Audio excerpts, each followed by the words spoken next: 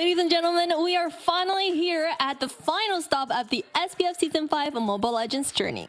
This is the grand final of the challenge season where all the hard work will culminate to one final showdown. Today, two teams from MENA and Turkey stands at the crossroad of victory. Who will claim the throne? I'm your host Liz, and this is the Snapdragon Pro Series.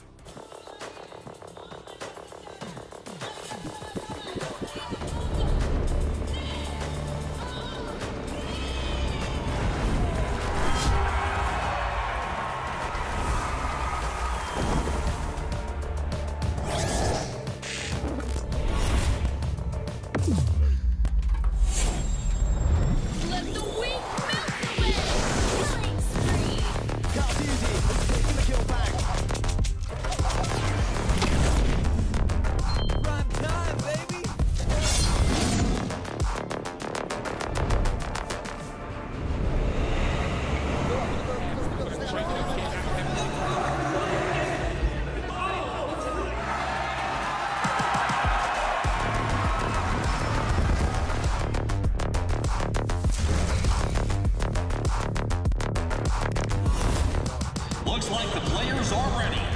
Here we go!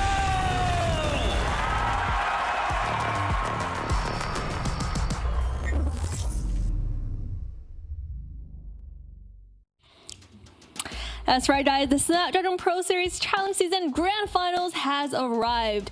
Two teams still standing, Fireflex Esports versus Twisted Mind. Their fates will be decided today as they take one final step to victory. I'm your host, Liz, and today I'm joined by Private Dancer and Steph Weezy.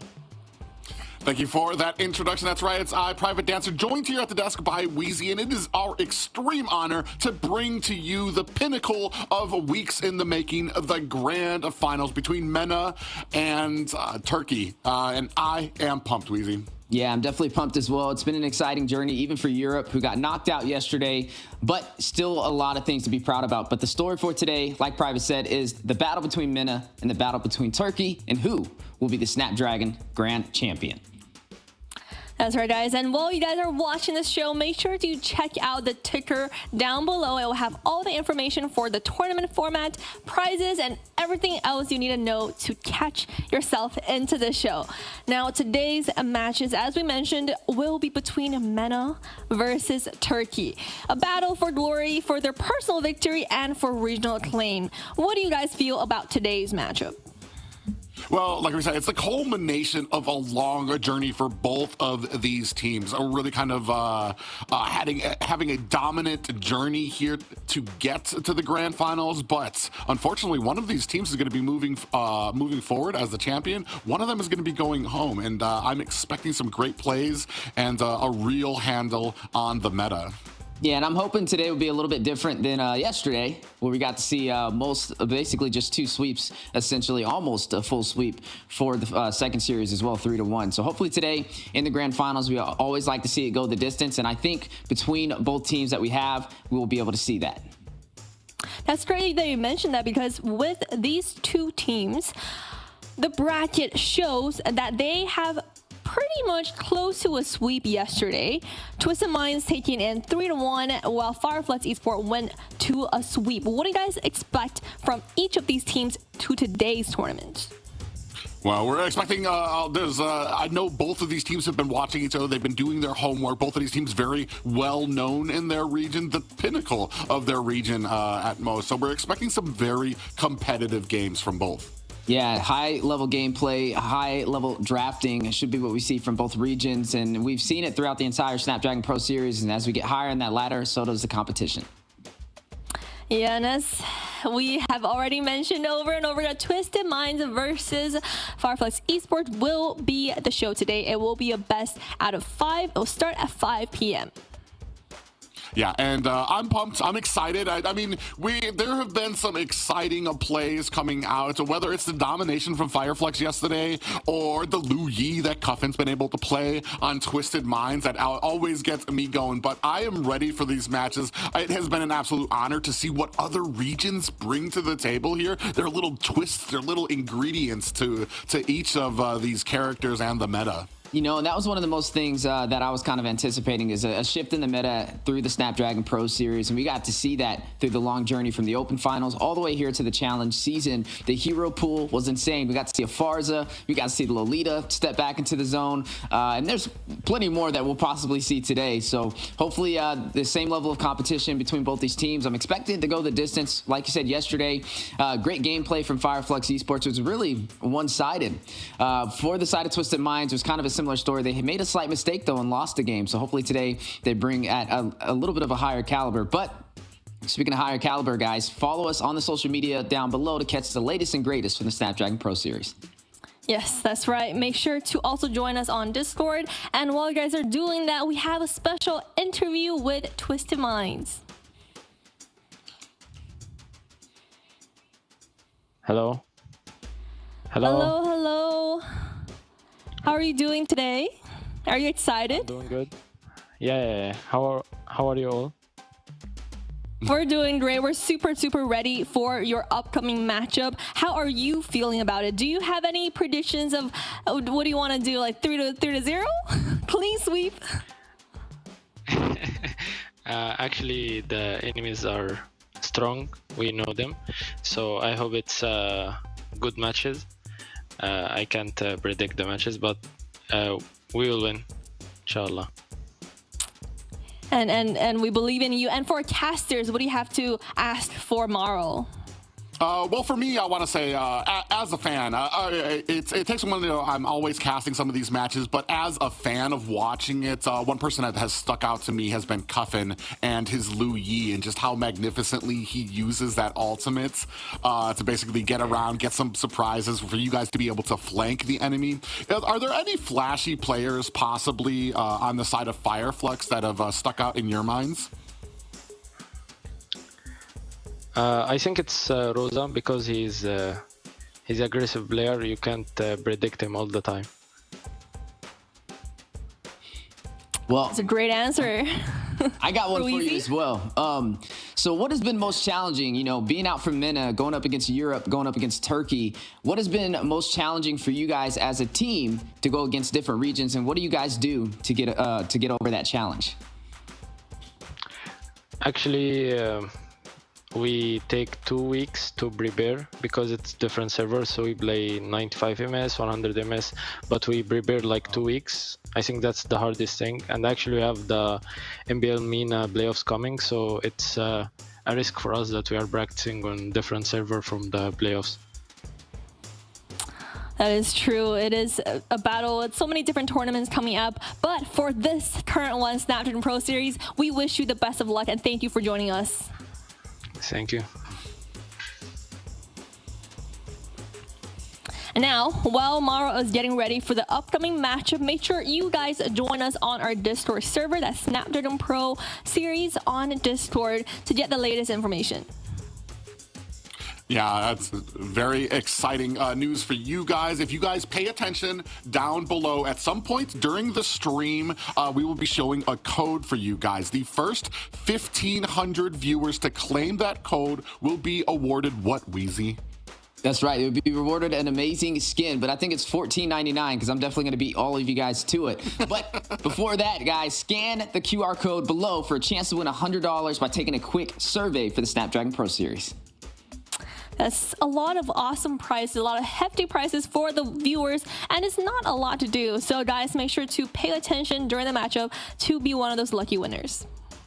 Yeah, and I'm excited. Not just some rewards for the grand finalists here fighting for their region, but some rewards for the viewers out there as well. And for our rewards, it's just our reward to just be able to be present here and cast these exciting matches for you guys. Yeah, it's definitely been a journey, and we're glad to be a part of it alongside everybody out there watching, representing their regions. So definitely make sure you guys claim those codes, get that survey done so you can get a chance at that $100, and let us know how you guys feel about the tournament so far. Let us know how you feel about your teams. And also, speaking of teams, make sure you check out the social media for the Snapdragon Pro Series for all the highlights in case you missed out.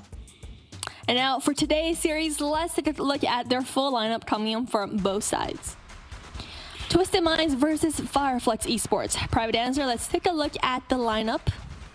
Yeah, for Twisted Minds, we're going to take a look at the highlights here first. Twisted Minds have just had a very dominant series to get up to this point. We've talked a little bit about it when I was talking with with Twisted Minds up there, that they have some very fearful mage picks that they can go against there. But here you can see there Maro on that XP lane, getting a great amount of sets there with that final slash. Also, you can see Cuffin on the Lu Yi. I mean, it just it has been, there's so many scary picks out there right now, so many little adjustments and tweaks that you can make with this meta right now. It could be basically anybody's game. Their games yesterday against a Birthright were very dominant. We talked a little bit about some of the mistakes. Sometimes it does take Twisted Minds a little bit of time to get rolling, and that's something that they're really going to need to address against a team like Fireflux. Yeah, and I'm right there with you, right? I actually had the pleasure of casting the Twisted Minds game, and there was a lot that went right, but a couple of things that went wrong, and they definitely need to fine-tune it to have a chance to go up against Fireflux. Yesterday, Fireflux's performance, they really didn't make a single mistake. So, and we know you give a team an inch, they'll take a mile. So Twisted Minds definitely going to have to bring their A game today for the Snapdragon Pro Series. We got to see a lot of great synergy from them, so it's looking very promising. As we take a look at the roster, you got Mike Sama over there dominating for the team. You also got Maro in the roam position, Sano in the gold lane, Cuffin in the mid, and Hoda for the jungle. Yeah, very dominating lineup for sure. And for Fireflux Esport, we have Alien, TNZ, Rosa, Sunshine, and Apex 47. Yeah, a very exciting lineup for them. I'm definitely looking, we were talking about Fireflux. I want to say strategically, mechanically, Fireflux is a very precise, very honed in, and a very sharp sword to compete against. I want to say, walking into this, Twisted Minds kind of the underdog, but that doesn't mean that they don't have what it takes. They've had a long journey to get up to here. It does come down to that draft. It's going to come down to that them and their confidence in executing their rotations as well. Yep, and Twisted Minds was invited. They didn't have to go through the open qualifiers. They were invited over there from the side of MENA, so they definitely have a lot of recognition for their region. But they're going to have to bring their A game, like Private said, a very notable team going up against Fireflux Esports, who had a 3-0 gameplay performance yesterday. So definitely need to do some homework and make sure that they can beat them, not only in the draft, but also on the execution. The execution is almost always very, very important, even sometimes more important than the draft. But for Fireflux Esport, even Maro from Twisted Minds said that they are a very strong, dominating opponent, and both sides, I'm super excited for it to go the distance, go to a potentially a game 5. But how will that actually execute will depend on the go. But Weezy leads us into the draft. Whoa! As we go into the draft, I was trying to figure out how do you wheeze? Like, what is the wheeze? But as we are now into the draft, here we go. Grand finals of the Snapdragon Pro Series is here, Private. We are in the draft for EU, for MENA, for Turkey. Which way will this go? Yeah, a big thing for me when it comes to some of these bans here, I'm thinking our lot probably might need to be a focal point for Twisted Minds. Do we take it? Do we give it to Fireflux? We've seen how well the side of Fireflux can kind of approach the compositions with that. But on the other side, a focus needs to be onto Lu Yi. Are we going to take that away from Twisted Minds? Because I want to say they are undefeated with use of that Lu Yi. Despite, I want to say, a lot of these matches being kind of very dominant by both of these teams, all of the matches that they used to come up to this point.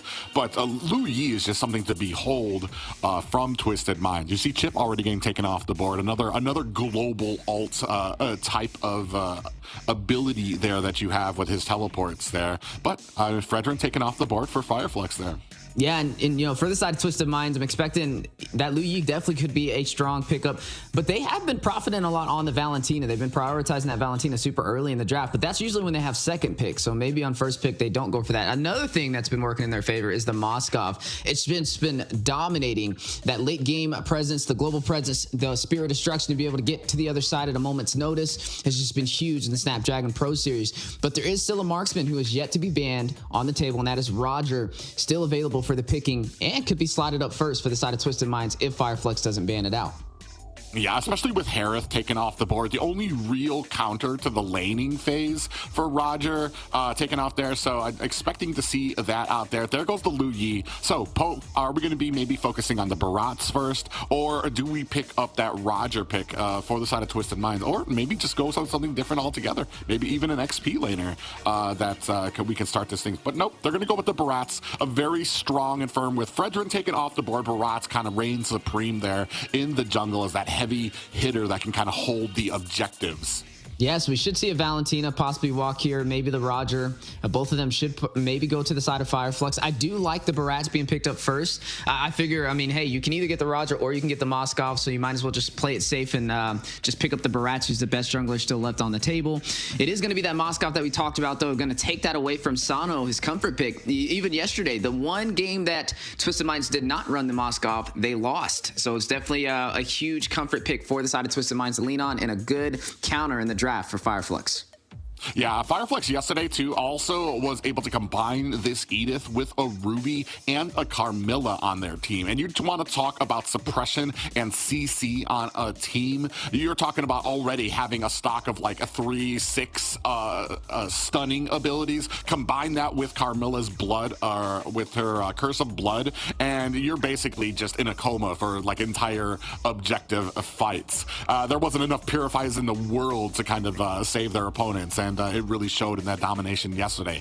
As you talked about, the Valentina being prioritized by the side of Twisted Minds, as well as the Paquito. I like the Paquito. I don't see him often enough when it comes to like compositions that really need that burst type of damage. As soon as he gets level 4, the man is just laying out haymakers, no pun intended, just so much damage that he can kind of dish out right from the get-go, and that's something that you really want in that XP lane for some of those objective fights. Yeah, and when Twisted Minds went up against Birthright, it was focused on the Paquito. They banned the Paquito every single game because they know how strong of a team Twisted Minds can be with that Paquito on their side. So definitely got to look out for that. This is interesting, though. We are seeing the Vexana. I've been wondering. I haven't seen as much Vexana Prio in the Snapdragon Pro Series, and I've been wondering why, but now we're going to see it slided over there for the side of Fireflux Esports, and I think it does some great damage, especially toward that late game, and the zonage from that Eternal Guard when it drops down is pivotal to those neutral objectives.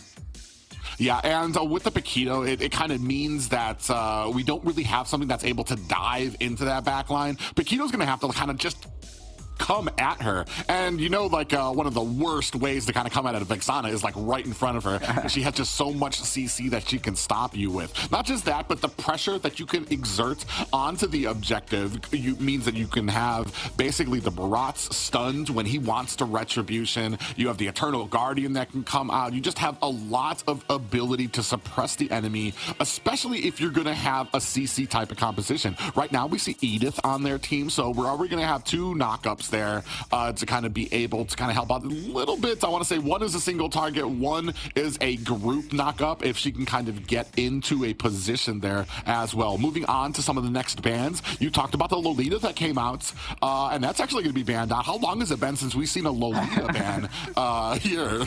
I think it was back in the M series with our greatest roamer in North America, Shark, spearheading the way. It's at least the last time that I've really seen it prioritized, but it's been showcasing it, so I think it's like the 4th or 5th time picked up in the Snapdragon Pro Series, and this is why I love to see how meta shifts and blends across other regions. And speaking of blending and shifting, as we are looking at the draft so far, we have yet to see the roamer for both sides. We see the Lolita taken out, we see the Minotaur taken out, that Masha taken off the table as well. Now the Kufra has been huge in the Snapdragon Pro Series, and the Grok as well. Both of them have had amazing set potential for both sides. Maybe slotted in, but speaking of slots, 0 times banned, first time pick, or 1-time pick with 100% win rate.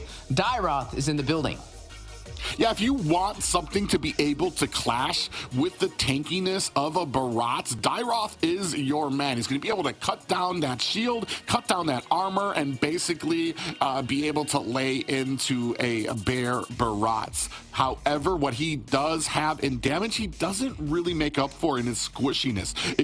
We don't really have a ton of CC on the side of Twisted Minds, so it's really going to be a very interesting to see how Twisted Minds can kind of maybe coordinate their efforts to stop the Dairoth before he can close the distance on their jungle. You do see the R-Lot out there, as we were talking about CC out there. So maybe an answer in that. Yeah, and that's a comfort pick for Morrow. He shines on that R-Lot. He's able to perform, get the final slash. He runs it in the roam position, and he does an excellent job at it. And that's going to be a comfort pick for the side of Twisted Minds that Fireflux is going to have to watch out for. The Roger has been picked up this time late in the draft. Normally we see it prioritized super early. I'm surprised it wasn't even banned out. Just a heavy focus on the roams allowed this one to slip through the cracks. But, oh my goodness, there it goes again. You got to see it yesterday. Go the distance. A little credit to MPO Indonesia. Now sneaking into the Snapdragon Pro Series, Julian has been slotted in for Fireflux. Yeah, and when I asked them yesterday about picking that up because we had just seen MPLID pick up that Julian, the answer coming from Fireflux is just because Kyrie can do it, we thought we could do it too, and they had a very dominant match with it. The damage that Julian can bring up, especially against Barats, who is very susceptible to magic damage in the early game, so he's going to really need to be getting some of that early magic protection, rather a radiant armor or an Athena shield to really be kind of hanging out in that objective pit. Yeah, that's what I was going to say. You definitely have to get that Athena shield nice and early. You have to respect the magic burst damage that the Julian can provide. A lot of people are not used to going up against the Julian, so you don't have to usually prepare on countering it. But if you don't get that Athena shield nice and early, he's going to start picking players off left and right, and he has a lot at his kit to be able to do so with his enhanced skills. So that is going to be both drafts locked in. There's some answers for both sides. You have the Julian credits to Kyrie. You have on the other side the Bakito, the comfort pick for the side of Twisted Minds alongside the R-Lot. As ladies and gentlemen, the coin has been flipped, and we are now moving on into game number 1 of the grand finals of the Snapdragon Pro Series. Twisted Minds up against Fireflux Esports. The gauntlet has been thrown down. This is game 1. Both of these teams looking to set the tone early here with this game 1. I mean, this talk about the momentum you can have getting that early win, maybe a little bit of relaxation as we take a look at some of the emblems here. Yeah, some of the emblems now going to be popping up on the board. You are going to be seeing the double quantum charge, Impure Rage double from TNZ and Rosa as well. On the other side for Twisted Minds, it's a little bit of an even blend across the board, I would say, and I like to see that. Right now, both teams, they're going to be playing objective focus. They have a decent blend of damage, early game and late game pressure. You look at Yui on this Dairoth, he should be able to bully the Bakito. So the Bakito definitely need to be a little bit careful on taking this fight, as he can burst that armor super early. But that can lean in Twisted Mind's favor if he does get a little overly aggressive. Yeah, and the thing for me is how Mike Sama's going to be able to play into some of these objective fights. You want that big damage. Oh, actually, a little bit of trouble there. Rosa gets caught. Morrow going to actually find the kill there. Tienzi unable to make him pay. Only gets about 50% of his health down. That's going to set up this first turtle, excuse me. Yep, and Rosa falling first blood for the side of Twisted Minds, taking down the mid laner is going to delay that level 4 as well, and delay them in numbers, as you are going to go ahead and see the aggro pulled by Twisted Minds to take this turtle. Apex 47 still wants to go in for the contest, but Hoda will use the retry.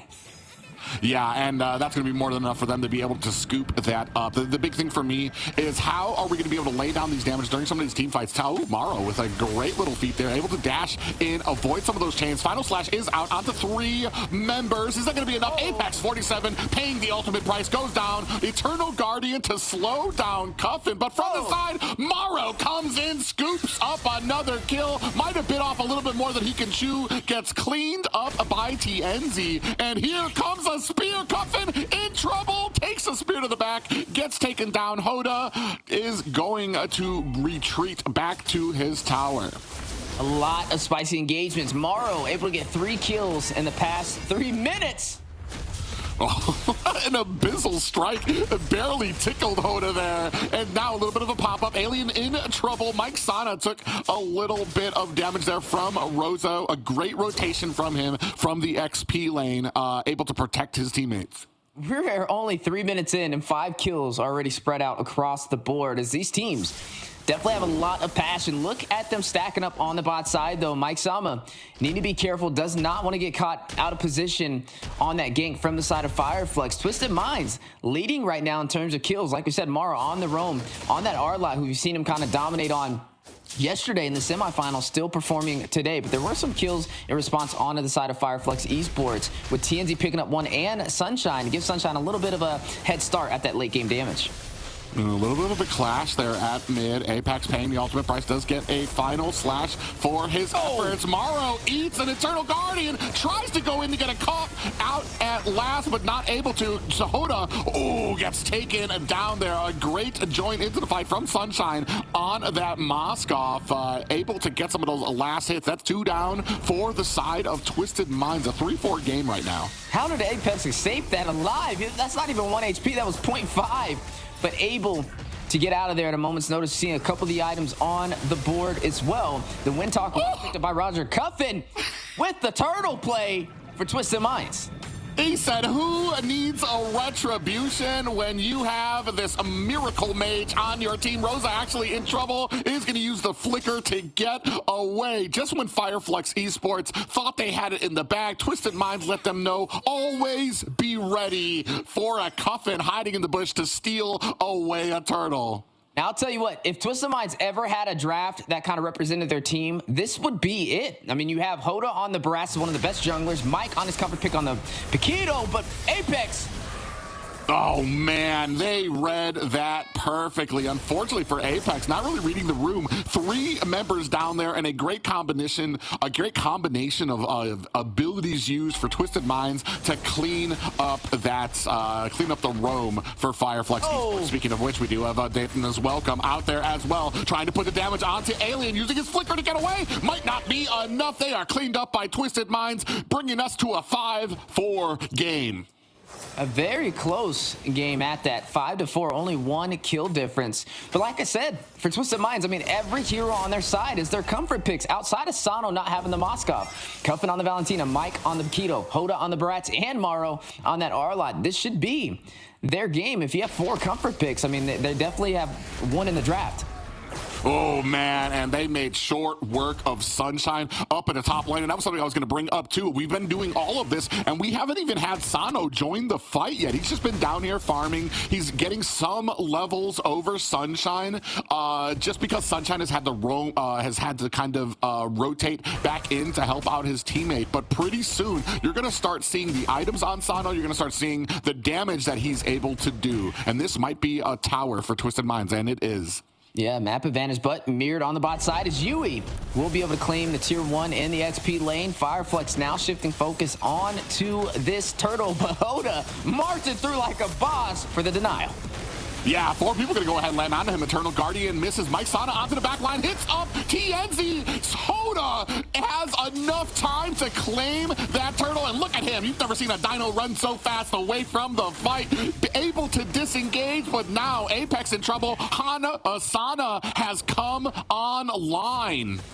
What a play. Hoda with the Grand Theft Turtle walks in there, takes it, and nobody there to stop him. Gets out with his life. Whoa, look at that final slash. Cleans up 3 members of Fireflux. And you said who had the advantage in this match? I am awestruck at Twisted Minds and their domination here thus far. TNZ unable to find the enhanced chains onto the members. Cuffin able to take down the tower now, continuing to push, but the rest of Twisted Minds backing up. This is what happens when you give 4 out of the 5 players their comfort picks. I mean, you can see it. The synergy is alive. The final slash will connect onto the side of Fireflex, forcing them out of their own orange buff, and it will be taken by the side of Twisted Minds. Just some great map pressure. 11-4, 7 minutes in. Yeah, and even when it comes to those objective fights, Mike Sama doing such a great job comboing in that Paquito onto TNZ. TNZ was getting popped up. He's getting fists everywhere. He couldn't even decide when he wanted to retry, and that just gave Hoda so much time and so much, I want to say, leisure to just be able to go ahead, retribution it, and then run away once he got very low. And you can see already Sano is picking up that spear as well. We're sitting at an 11-4 game in favor of Twisted Minds. Yeah, off to a good start. Fireflex needs to find a way to turn this around. Yeah, we have the Primal Wrath coming out, and gobbled up is from Hoda. Apex 47 is not long for this world. They try to come in with the Eternal Guardian. It is not enough to save their team members, and they might be going for this first Lord. Yeah, we'll be able to take this Lord. Should not have a problem with that. Apex having a very hard start. 4 deaths in. Right behind him is Rosa with a little bit of a rough trade as well. Sunshine able to get a turret. A little bit of a trade-off for the turtle, or the Lord being lost to Twisted Minds. Yeah, they're going to be able to scoop that up, but you can see up at the top, Moskov doing Moskov things, able to kind of push the tower, and that's a double up at the top. It does look like it's going to be able to take down Mike Sama. The combination of Alien on the Dyroth and Sunshine on the Moskov was too much for Mike Sama, who was trying to stop the push, and they actually did a great job with that push because they're already up to high ground towers up there. Yeah, I don't know if there's anybody alive that could win that battle. A Dyroth and a Moskov pushing in on your turret. I don't know what here. Maybe a Ruby could hold them off, but it's definitely still be challenging. Right now, though, 12-5, Twisted Minds still leading on the scoreboard, up by about 4,000, 5,000 gold. Just a very great performance. Morrow leading the charts with the highest kills, with the highest assists going to Cuffin on this Valentina. Yeah, right now is where it really matters. We do have the conceal play. A beautiful final slash catches 2 members. Apex 47 not able to find his way back under the tower. Gets pulled back even through his Primal Wrath. That's going to be 2 down for Fireflux Esports. I was going to say that the final push onto the high grounds is the most important for both teams to see how well you can kind of manage here. And they're going to another final slash onto 2 members. Alien in trouble. Rosa looking for an escape. Sunshine just narrowly able to push away Twisted Minds. There comes the Spear of Vengeance. He comes in there, and Cuffing actually might be in trouble, but from the rear, Soma looking for a kill, not able to find it, and using that Lycan Pounce to jump in, but he is able to find and escape. Twisted Minds lose 1, so it's not a complete, I want to say, not a great offense there, and a great defense for Fireflux. Yeah, and opening up the base, Twisted Minds having a major advantage to try and go in for an early finish, but the damage from Sunshine is definitely starting to showcase. He has the Golden Staff, he has the Corrosion Scythe, he has the Demon Hunter Sword, all ready to go at a moment's notice up against Twisted Minds, and that is going to be what's necessary to be able to take them down. You can really see that damage potential is there, especially if they can get Yui to rush in and kind of break that armor, and then maybe a Primal Wrath on top of that by Apex 47 could be the answer to turn this back around in their favor. We're only 11 minutes in, so right around that mid-game. You are seeing Twisted Minds, though, having a really amazing performance, able to take majority of these objectives with little to no contest, and able to overall win majority of these team fights. But Sunshine should be the difference if they can play it right. Yeah, and the thing right now is, man, Morrow on this R-Line has been just doing God's work when it comes to getting these final flashes. Mike Sama might have bit off a little bit more than he can chew. Comes in, gets a pop-up, and we do have more members coming in from the side. Sunshine in trouble. Final slash comes out, whoops him back, and Apex gets taken down from the top. Sano picking up the kill there with that Lycan Pounce. Now they are running for Alien, hunting. Can Sano find him? He is not going to be able to. They turn their attention back to the base. They're looking for the final push here. Are they going to be able to find it? You see a good white final slash comes out. Makes short work of Rosa. Eternal Guardian is out. Look at the damage coming from Mike Sama. This is going to be a wrap, folks. First game going to Twisted Minds. Twisted Minds. Some sorcery in the making, able to take game number 1 away from Fireflux Esports with a fast finish for their debut in the grand finals, all the way out from MENA with an amazing performance.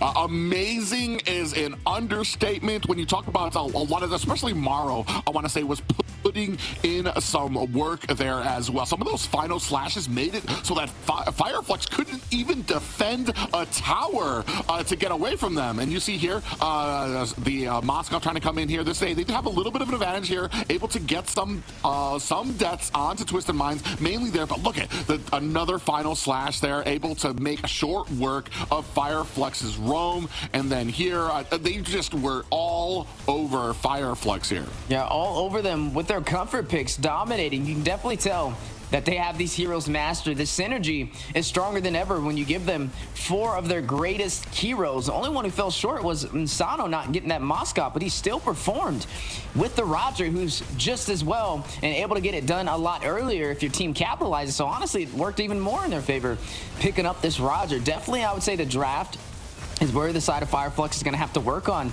You can't allow these pocket picks to go in Twisted Mind's favor. Yeah, and the crazy thing is how fast they were able to kind of close in on Fireflux. Now, you saw that last hit there where they were able to take down Rosa. Rosa even did everything as they were supposed to. Got the Eternal Guardian out, but before the Eternal Guardian even touched the ground, Rosa was bursted down. So it's just how quickly that Twisted Minds were able to kind of come in and collapse around them. Maybe some of that training in the MS chamber that they were talking about starting to pay off. Yeah, that 90 MS, that over 100 MS, definitely working in their favor. Maybe they had like 10 MS and they're able to just move at hyper speed, being used to being slowed down with those heavy MS weights. But speaking of heavy weights, Sano from the gold lane dominating with that Roger performance, 7-0-7, able to get the job done with a fancy finish. I always like that he's kind of holding up that little paper. Remember the name, folks, because you're going to be hearing it a lot as we take a look at the heat map here. I want to say a little slower than Moskov to go ahead and join a lot of those fights because Moskov had the Spear of Vengeance to be able to kind of close the distance very quickly, but very patient he was, sticking into his lane, and then ultimately able to join the fights and become such a huge member, being able to close these down, a lot of the heroes there. Like I said, for me, the big thing for a Roger is being able to get that initial damage by your teammates. Get them bursted down so that Roger can swoop in and finish them off. That's right. It's that Snapdragon Pro Series Elite Gaming where winning matters, and that's what we're seeing today. Twisted Minds, a major victory, able to claim game number 1. This is a best of 5, so definitely still some time for the side of Fireflux to turn this around. So guys, definitely be taking a look at these pop-ups on the screen as we'll soon be dropping a free code, so make sure you guys watch it carefully. There's going to be 1,500 available, well, maybe $14.99 as I'm going to be able to get it first, but other than that, make sure you guys get that code and claim a free skin. But, oh man, it's such an excellent match from the first one, especially setting the tone for Fireflux. I want to say Fireflux, I was talking about them being the favorites going into this matchup, but man, really showing up was Twisted Minds. They talked about how much they had done the research, what they had done to prepare, and that's kind of amazing to me is that they actually prepared in bad MS. I've never really heard of that before, just to get ready for what they would deal with here. I mean, and I have to tell you, like, I've tried, like, from NA to play in European servers and stuff like that. You get pretty heavy MS trying to compete overseas, and playing in triple-digit MS is just, it's another thing where you kind of have to be very predictive of where your enemy is going to go, because if you try to be reactionary, the lag is just going to kind of make a fool of you, and maybe that's just really been coming into play. But you talked about it before, some great comfort picks for the side of Twisted Minds. Yeah, the comfort picks definitely working in their favor. Able to get that R-Lot, able to get that Paquito, who we've seen banned out all day yesterday. Able to get that Valentina, who we even talked about. They prioritize first in the draft every single time. I mean, just those 3 alone is a problem. Then you let them get the Barats, and the Fredrin was banned out, so they already have the top prio jungler that's left on the table as well. It's just a great performance from the side of Twisted Minds, and I would say for the side of Fireflux going into game number 2, they got to reevaluate their strategy in the draft. They have to kind of get them on stuff they're not as comfortable on. Maybe ban out that Valentina, maybe take out that Paquito, who we see majority of teams give respect to not allow that to walk, and maybe that can be the difference, because that was, I would say, not 100% a one-sided story, but about 75% of that game was a one-sided story. I wouldn't say 100. There was a quick moment where Fireflux looked like they were about to take the advantage, but then once you saw Twisted Minds get comfortable, they never let their foot off the gas, and they stampeded through for a fast finish. The thing for me, though, is it's always kind of a double-edged sword. If you're going to be taking picks away from Twisted Mind. You talked about maybe taking away the Valentina, but then you're kind of possibly leaving some other things open, like the Lu Yi, which we've seen that almost are kind of even more dangerous. So it's almost a do we try to ban these out? There are going to have to be some ban changes. You can't give them all those picks again, first of all.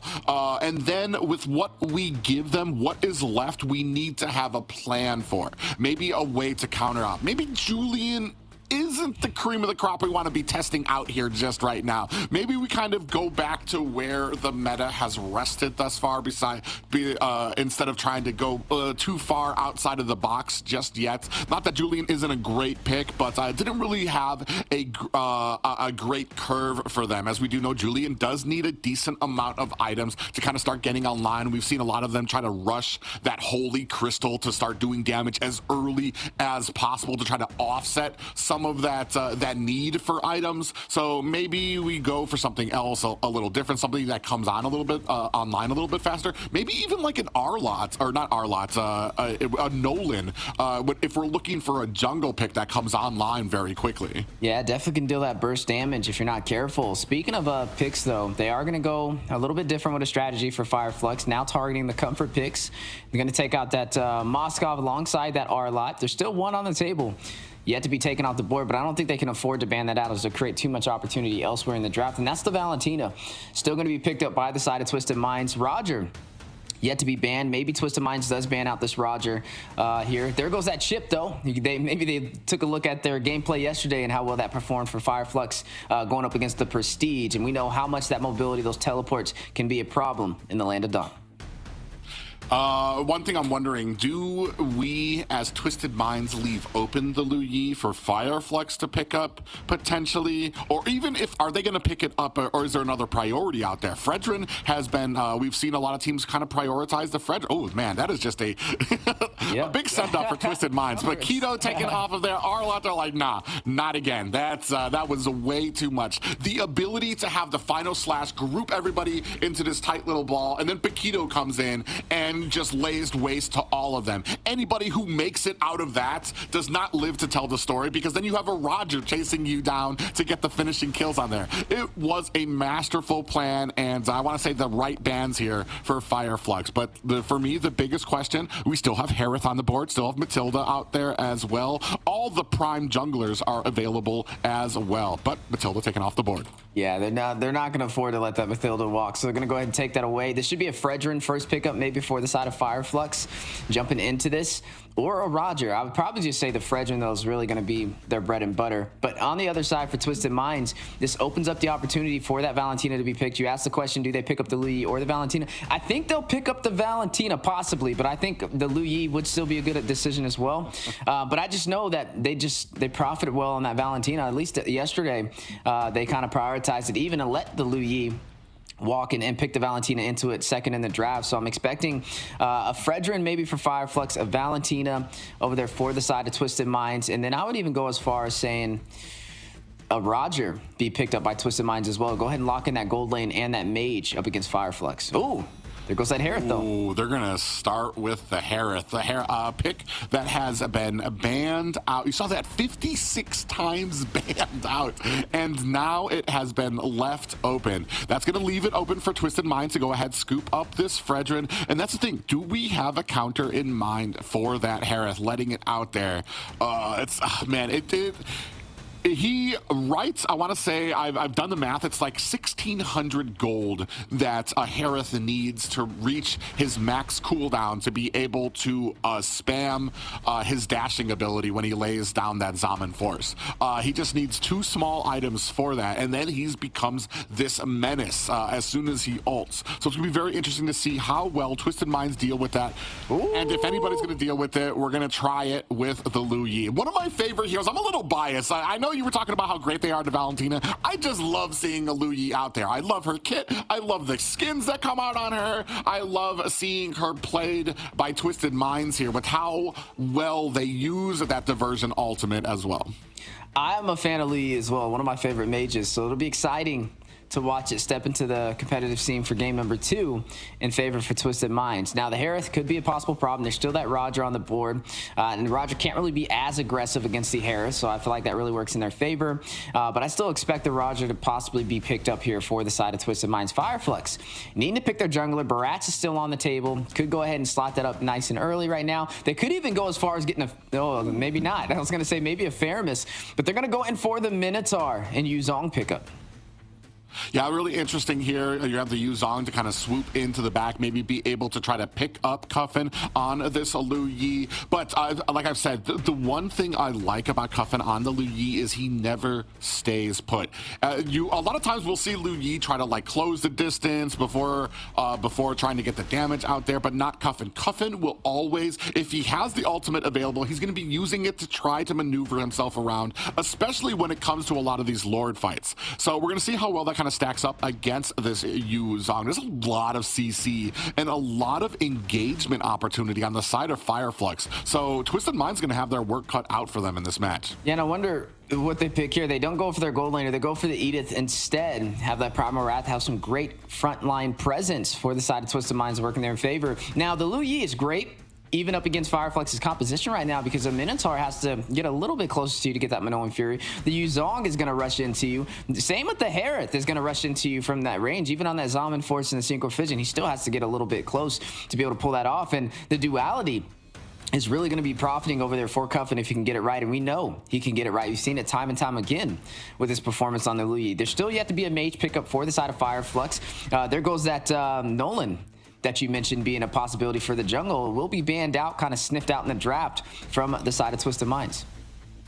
Yeah, Nolan being taken off there, and kind of wondering what else we go with. Do we want do we want burst damage? Are we going to lean into this possible diversion from the Lu Yi, which would tell me I want something bursty? I want something that once we set down, we're going to be able to get the CC, get the burst damage, take them out, and then be on our ways. Or are we going to possibly maybe look for a front line, a little bit more of a front line? We do have Edith out there. We do have Fredrin. That's a decent front line for a Lu Yi. Not something that can protect them against the Black Dragon swooping in, but and then on the other side, what are we looking for as a marksman? Roger taken off the board. I don't like how Roger faces into Harith. Harith can do so much damage to him. It just depends how you kind of deal with this laning phase. We've seen that they have done really well in the laning phase to be able what were we talking about? To be able to kind of fend off, to kind of stay in the laning phase for Twisted Minds. They'll gather their gold, all the items that they need before they actually join the fight, whereas Fireflux likes to be part of those fights, likes to kind of leave the lane, which kind of opens up to letting the enemy marksman get a little bit more fed through the mid game. Yeah, we'll have to be looking out for that as we progress through game number 2. And you know, there's maybe the Edith should be slotted possibly into the roam position, could be flexed into the XP. I do expect it to maybe be the roam, but if not, I mean, Morrow, we've seen him kind of dominate with the Arlot's gone. We've seen him dominate with the Tigreal as well. It's been really good for him on his initial implosion sets. Could be a little bit of a challenge with the Yuzong and a Minotaur on the table. The Grok could be a valuable option as well, being able to hug that wall, being able to anti-immune all that CC and get those knockups. Or do they go a support method? Do they go in for maybe a Florian? We've seen the Florian with those global heals be able to help sustain the team. They already have great crowd control. You have the Lu Yi, so you have the crowd CC. You have the Fredrin with the energy eruption. You have the Edith with the knockup potential as well. So honestly, they have a lot of different angles that they can tackle this draft. One thing, maybe we move this Edith to the XP lane. We pick up a Kaja as the roam on our team. That will be a counter for the Minotaur, potentially a counter for Harith trying to come in. You get that Divine Judgment, you snap him backwards and into a world of hurt. Not just that, but if you have a diversion coming out, Kaja's with you, comes in with that Divine Judgment. You've got the CC down as well, including the burst damage. We'll see how it kind of wakes out here. We do get the Claude. which is a little shaky for me, especially with the Minotaur on the team. Minotaur has a wide berth of area that he affects, so it's going to be a very tricky spot for Sano. If anybody could do it, though, it's going to be Sano on the Claude. Well, you said the Kaja. There's one other support we're forgetting about. The Diggy's still on the table, and they could use that Diggy against that Minoan Fury and be just fine if they really wanted to. And that's just the beauty of the drafting between both of these teams. Is so high mechanical that it can go either way. Navaria now being slotted alongside the Ling. 6 times banned, 3 times picked, and 0% win rate so far for the SPS. Will today be its day?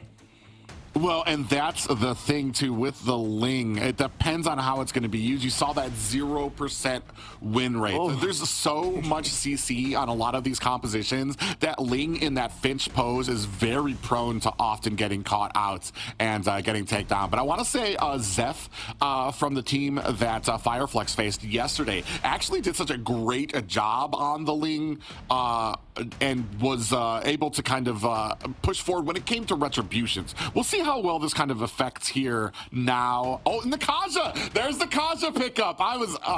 I'm so happy about this. I want to see how well Twisted Minds kind of plays into this, especially with that diversion. Well, you know, that came out as soon as I saw that Ling. It's Kaja time. It's time to get that suppression in. No problemo for the side of Twisted Minds. It's both sides have finally locked in their drafts and ready to go for game number 2. Game number 1 was a fancy finish from the side of Twisted Minds, was able to close it out, but 75% of a one-sided story, 25% of Shimmering Light for the side of Fireflux. But as we jump into game number 2, can Fireflux control the early game? Can they put on some pressure and even out the series, or will we see Twisted Minds push on forward 2-0? Yeah, for me right now, I want to say there is momentum on the back heels of Twisted Minds, but this draft heavily favors the early game of Fireflux.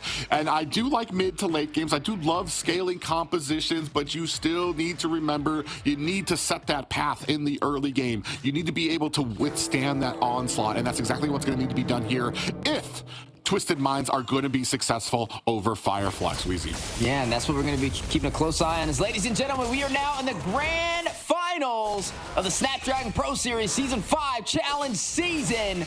Fireflux Esports Twisted Minds game number 2. Yeah, and both of these teams are vying for some positioning here. Fireflux Esports looking to try to even this out after that first game where they just got surprised. I want to say a very dominant game by Twisted Minds here. Maro already going to have to go home. I mean, that is their roam. Not a huge deal for them. My big eye is going to be on Cuffin. How are Fireflux Esports going to deal with having to watch all of these bushes for that diversion? Yeah, and that's what we're going to be keeping a close eye on. Speaking of close eyes, though, looking at some of these emblems across the board, everything pretty much standardized and even spread. But speaking of even spread, Lethal Wanderer, who picked it up? I didn't even get to see who got it. Was it TNZ? I mean, he was out of there so fast.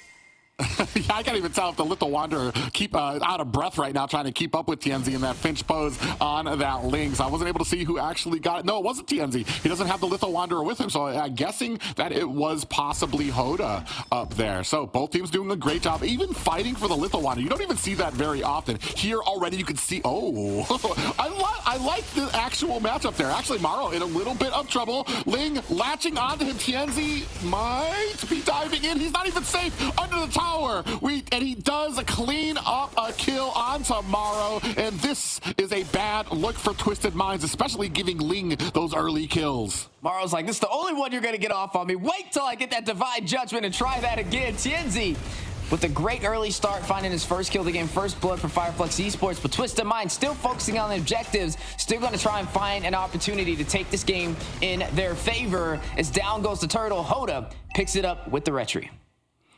Yeah, you can see here, Tempest of Blades came down. There just was nowhere for Maro to run. As soon as I saw him under tower, I knew it was over. He still had that ultimate ready to go and cleaned that up nicely. What a game to kind of debut their Ling, especially with the 0% win rate. Definitely looking to kind of change things out. He's doing his best to kind of look around right now, perched up on a Twisted Minds jungle, looking for some opportunities to possibly even steal some jungle away. Yeah, and I'm going to be keeping a close eye on Cuffin, right? I mean, he did pick up this Lu Yi. We talked about how much of a threat he can be on it, how aggressive he can be as well, and making these plays and these quick decisions for the mobility of that diversion. But we have to see him actually pull it to fruition. He just hit level 4, so we'll kind of have to see how this kind of goes out. 70 seconds to the next turtle spawns in.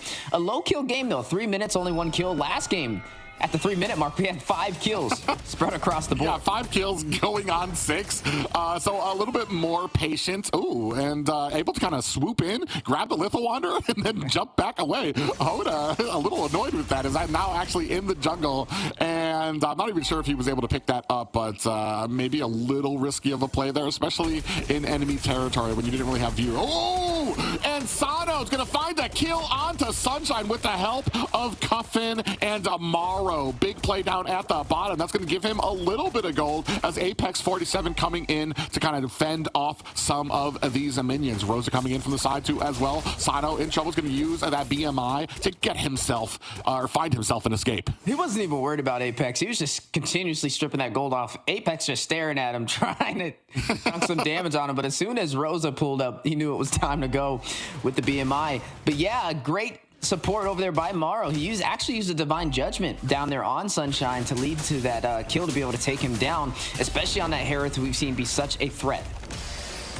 Ooh, we're gonna go ahead, Mike Sama and fighting right now with the side of Fireflex Esports. Their Black Dragon has been used maybe a little early. They're not gonna have that for this fight. Cuffin trying to get a good position. Apex 47 is honed in, looking for an opportunity to kind of take down Cuffin. Now the taunt, Hoda locking on. 47 gonna have to use that flicker to get away, and now we have some ultimates that are down for both of the teams. Apex still has his Minoan Fury looking, oh, big pop-up lands, the damage coming out. Cuffin able to find a kill on them. Rosa comes in, finds a kill on them as well. TNZ comes in with a kill of his own. That is 2 down. TNZ cleans up that turtle. A great job by Fireflex to hold the objective, waiting for TNZ to come in, get a kill, and find the retribution.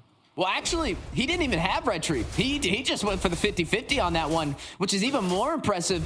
Apex 47, a great Minoan Fury for the knockup on the Twisted Minds. They just went in for the overall team fight. We're able to kind of profit. And Hoda had the Retribution. They should have been a little bit more aggressive on that turtle to be able to take it. I mean, they had 100% of a chance to get it. But overall, the team fight right now from Fireflex is definitely thriving. Now up by 1,700 gold up against Twisted Minds. Off to a great start. 2 kills for TNZ on this Ling, and they have the counter up against him, Morrow, but Morrow has fallen twice. Both of those kills going in TNZ's favor. Yeah, big pop-up does land. Hoda is able to get away. Morrow in trouble. TNZ gonna lock on. Hoda in trouble using the Appraiser's Wrath, but it's a no use. Rosa finds the snipe from way into the back lines. Yeah, able to go the distance, literally, with the damage. 2 kills for Rosa, the mid laner for Fireflux. Damage leaderboard, though, the other mid laner, Cuffin, at the top with the signature Louis pick. Yeah, and the one thing, though, is we have not seen Cuffin able to really utilize the diversion as we've seen in other games. Maybe just a little bit more lighter-handed with it this time because we don't really have great vision on the enemy. Not just that, but TNZ also, like, just he can be anywhere on the map, and you really need to be careful of that when using that diversion. I'm hoping to see maybe it gets utilized a little bit better. Maybe the team's able to kind of push forward through some of these objectives, but we will find out. Only the 6th minute here, 5-2, a heavy favor for Fireflex in this one. Yeah, definitely a heavy favor, but still going to be turned around in a moment's notice with Twisted Minds and their synergy. I mean, we've seen them come alive in game number 1. Game number 2, though, they don't have as many comfort picks to really lean on, but they definitely have some answers. I mean, you have the Morrow on this Kaja directly in response to TNZ picking up this Ling. To be able to use that Divine Judgment is going to be huge on separating him from these neutral objectives and getting some single target CC for some pickoffs. Oh, I do like this. They're going to use a diversion to go ahead, help out bottom lane, to be able to clear out that tower. Not really, but they are still actually doing a good job of holding this turtle. Apex 47 sitting in the bush. I think Mike and them, they know he's in there. Now you could see the flank coming in. Fireflex going ahead, diving up to the top. Mike Sama and Hoda going to try to meet them in there. Big CC coming out there, damage as well. And there goes the Minoan Fury to pop them up. Black Dragon looking for a kill onto Hoda. Rosa finds a kill. That's a retry down for Twisted Minds and possibly an easy path through this next turtle objective. Yeah, Fredrin will fall yet again. Hoda, 3 deaths in so far in this game. Not off to the greatest start, rotating around the jungle. But TNZ on the other side is having a great performance on this link. 3 kills of his own, 3 assists, and able to create the separation on the map. Not only to split push these minions, but also to find the single pickoffs on the side laners. Yeah, and right now, Twisted Minds really not able to catch their breath in some of these games. A lot of these engagements, you don't have everybody ready, and Fireflex Esports doing such a great job of honing in onto the enemy jungler, onto Hoda, to get those kills to set up these turtles. And that's something that Twisted Minds is going to need to be prepared for. You need to be able to have your entire team. Maybe you need to be the one that is setting this initiation, but that's a huge thing to do with Apex 47 with a Minotaur on your team. Diversion coming out though. Yeah, onto the bot side. Not going to lead to a kill, but I don't think they know they're there. Look at the recalls. They're going to go back to safety. But overall, they're definitely scouting, trying to find that opportunity. Fireflex need to be careful expecting the unexpected. But Yui will be able to pick up that Hunter Strike. Does have some pin to work in his favor on this Yuzong. You got to be looking at Sano, though. I got to look at how he's kind of faring off with these core items. You know, the later this goes, the Golden Staff, the Demon Hunter Sword, you should start be getting a lot of these items to be able to soak into not only Apex 47, but Yui as well. There's a lot of squishy heroes on the side of Fireflex, so that Blazing Duet should have no problem shredding through them to the mid to late game. Oh, speaking of which, up at the top, they did find a diversion and a kill onto Tienzi up top. They surprised them, and they should be getting a tower of their own. Meanwhile, Fireflex Esports trying to push onto this tier 2 of Twisted Mind. So both of them kind of base racing here, kind of ignoring each other, going with their own plans. They're going to be able to find that tower. Now, Twisted Minds looking for a tier 2 of their own. I thought he was going to go in with the Blazing Duet right there to clear out those minions, but he's playing the safer route, which I do respect. That version, though, there it goes from Cuffin. We were wondering when we were going to start seeing these high IQ plays, and he's using it to kind of separate onto the map, find the open gaps to be able to clear the lanes and take the advantage on the turrets. Yeah, right now, I mean, we're starting to see the use of the diversion to help kind of surprise. It definitely surprised Tienzi up at the top there. The entire team, he thought he was alone trying to clear some of these lanes. Now, maybe be a little bit more, I want to say, soft-handed when it comes to clearing lanes alone, especially with the diversion on a cooldown right now. Cuffin, Cuffin ready. We do see that the Lord being worked on there. Hoda giving a little bit of vision, and for his team, this is what we were talking about. We need everybody to join in on this fight if we're going to be successful. It can't just be Hoda. Yeah, it can't just be Hoda, as they are now going in for the Lord play. The contest from Twisted Minds. And Tienzi able to pick up the Lord again. Black Dragon is out. Maxama in trouble. Petrified pops up. And that's going to be all she wrote for Twisted Minds. And we do find a kill. Cuffin finds one onto Alien. Morrow in trouble. And the Appraiser's Wrath finds a kill onto Apex. Sino finds a kill onto Sunshine. That is 2 down for Twisted Minds. 3 down for Fireflex. Twisted Minds sense an advantage in their mind. They're going to try to push onto this mid. Tienzi in trouble. Is going to dash away from that minion. Nowhere is safe when you have a Lu Yi on the enemy team. Yeah, but they are able to take that Lord away from Twisted Minds, now making his way down the bot side to buy them a little bit of time. But yeah, they lost 3 members in that engagement. I think it was like a 3-2 trade in favor for Twisted Minds in terms of kills, but in terms of the objective, still able to be claimed by the side of Fireflex right there on that spicy engagement. The later this game goes, these diversion plays is what's going to make the difference, though. This is where the Lu Yi starts to really shine. Being able to recon and scout, drop it on anywhere on that map to be able to figure out where exactly the enemy team is, and then possibly catch a side laner off guard. But they do have to deal with the split push coming out from Tienzi. Even though they can teleport, Tienzi can rotate across the map way faster than anybody else. Yeah, he's doing a great job of it too as well here, and we can see there from right now the one turtle on the side of Twisted Minds.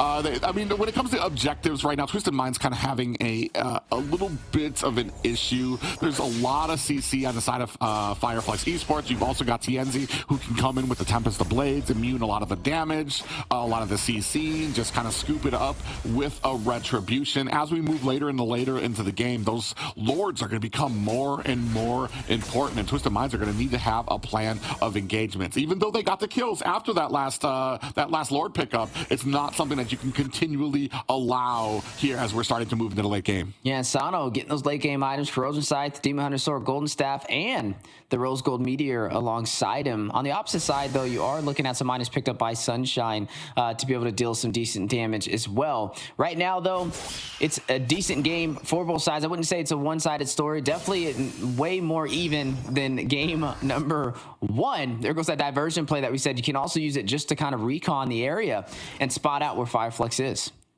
TNZ used that Finch post there. He's like, nope, as Morrow was right there just waiting, licking his lips to try to grab him with a divine judgment. He's so quick on the dial there. I want to say good split from Twisted Mind, trying to cover all of the areas right now. And right now it's going to be a waiting game until this next Lord comes up. Both teams very respectful of the other, not wanting to start these engagements, not wanting to make a mistake or get caught out by on their own. Yeah, I mean, for the side of Fireflex, they know those diversions come out of anywhere. There it goes. Oh my gosh, the Tempest Blades comes out there. Alien actually might be in trouble, gets caught up and taken down. Cuffin finds the kill there as well. The rest of the Twisted Minds now trying to disengage. Blazing Duet to try to help get Sano out of there. Apex 47 in trouble. That is 2 down for Fireflex Esports now on the run. Big pop up, Appraiser's Wrath down as well. Tienzo running for the hills, a hair of health, and he is taken down by Twisted Minds. 2 men left for Fireflex, and that might open up this Lord for Twisted Minds. Yeah, and the diversion play, not going to waste any seconds to get over there. Just teleport over there and take it as fast as possible, and this is where Cuffin starts to be a huge asset to the team. Hoda able to pick up this Lord, Winter Truncheon picked up by Cuffin, Wind of Nature picked up by Sano. They're ready to take this team fight over to Fireflex Esports base. With this Luminous Lord, it's going to go ahead and give them the advantage of this game to turn this back around in their favor. It's been a battle of ping pong between both sides, but right now the ball is definitely in Twisted Minds' court. Yeah, and TNZ taken down by the burn from Mike Sama there. They got surprised. They tried their best to get away, but unfortunately, Twisted Minds having the jump on them. A little bit of an engagement down at bottom. They are starting to clean up the jungle as the Luminous Lord begins its journey up at the top. Syncing up some of the lanes here right now. You can see up at the top, Mike Sama trying to escort the Lord. The rest of the team, Fireflex, going to have to answer that. That is one high ground tower down for Fireflex Esports. A mid or a tier 2 now going down. Twisted Minds continuing on their push, diving in. Here comes the Black Dragon trying to turn us around. Cuffin finds a kill onto Apex. Pistol Blades is out. TNZ using it defensively to get himself out of harm's way, but Fireflex Esports defend the mid high ground tower. However, that is leaving it open a little bit for Twisted Minds to potentially put some damage. Zaman Force is laid down. Sano in a little bit of trouble. Blazing Duet is out, petrified, but he is able to use that BMI to get away. TNZ is down. They're able to turn this around. Appraiser's Wrath lays down the law. Alien in trouble. Cuffin finds the kill. Another high ground tower down for the side of Fireflex Esports. Twisted Minds smell blood in the water. They can sense it. They can feel it. Rosa looking for some damage. Oh, here comes the Astral Sphere. Not enough, though, to take down Sano. Yeah, off to a possible ending for Twisted Minds. It looked like it was going to be a mistake from the over-aggression, but it still worked out in their favor as Fireflex bit on to that hook and held on to it for a little bit longer than they should have. And Twisted Minds was overall able to win that trade-off. Now, we're getting later in this game. The late game damage is there. Sano on that ticking time bomb for this Claude definitely hits like a truck. I mean, at this point in the game, even Morrow, he's grabbing anybody with the Divine Judgment. He grabbed Apex 47 right there to start that engagement. He grabbed the Minotaur and they shredded him quicker than a squishy hero. And that's just how much of the late game items are there. Oh, and a Conceal Blade comes out. They do find the version there, but here come the pop-ups. They're turning it around. Morrow in trouble. TNC finds a kill on the Cuffin. Sunshine is down, and so is Morrow.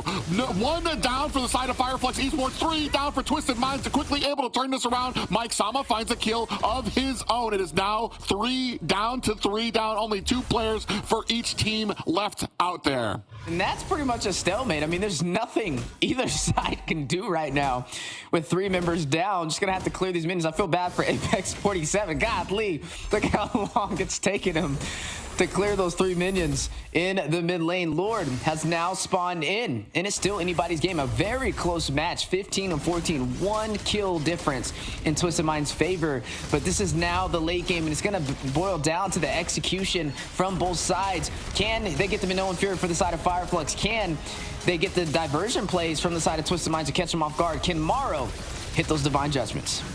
Oh, man. And unfortunate for the side of Fireflex, one of the members, Twisted Minds, jungler, never actually went down, so they were able to start that Lord. Plus the diversion from Twisted Minds meant the rest of the team could join in on that Lord fight right away.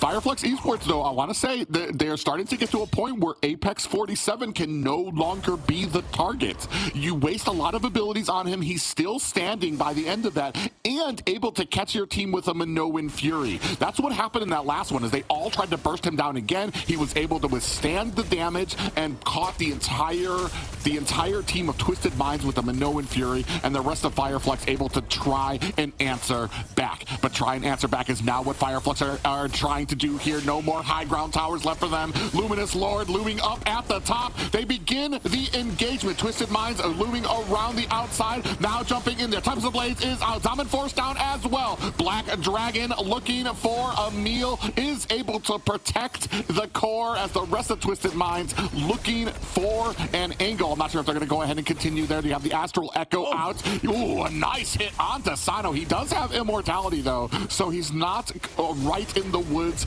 just yet. Cuffin really bravely up in front of that line there, just looking and waiting for somebody from Fireflex. Oh, they're going to come in. Divine Judgment lands onto their. Sunshine gets taken out. That is 1 down for Fireflex Esports. They're going to come in with the Petrify. Hoda looking for an opportunity. Tempest of Blaze is out. That's going to be game 2. A surprise from Twisted Minds. Up 2 on Fireflex Esports here in the grand finals of the Snapdragon Pro Series. Twisted Minds bending time yet again. Game number 2 up against Fireflex Esports. 2 wins in a row for the Snapdragon Pro Series Grand Finals. And now they have forced Fireflex in a position of match point. Yeah, you just saw a lot of the damage kind of coming out there. TNZ did such a great job on the Ling to kind of wait and bide his time while his team was able to get those kills onto the Fredrin. However, as we started getting later and later into the game, Cuffin really came online on that Lu Yi.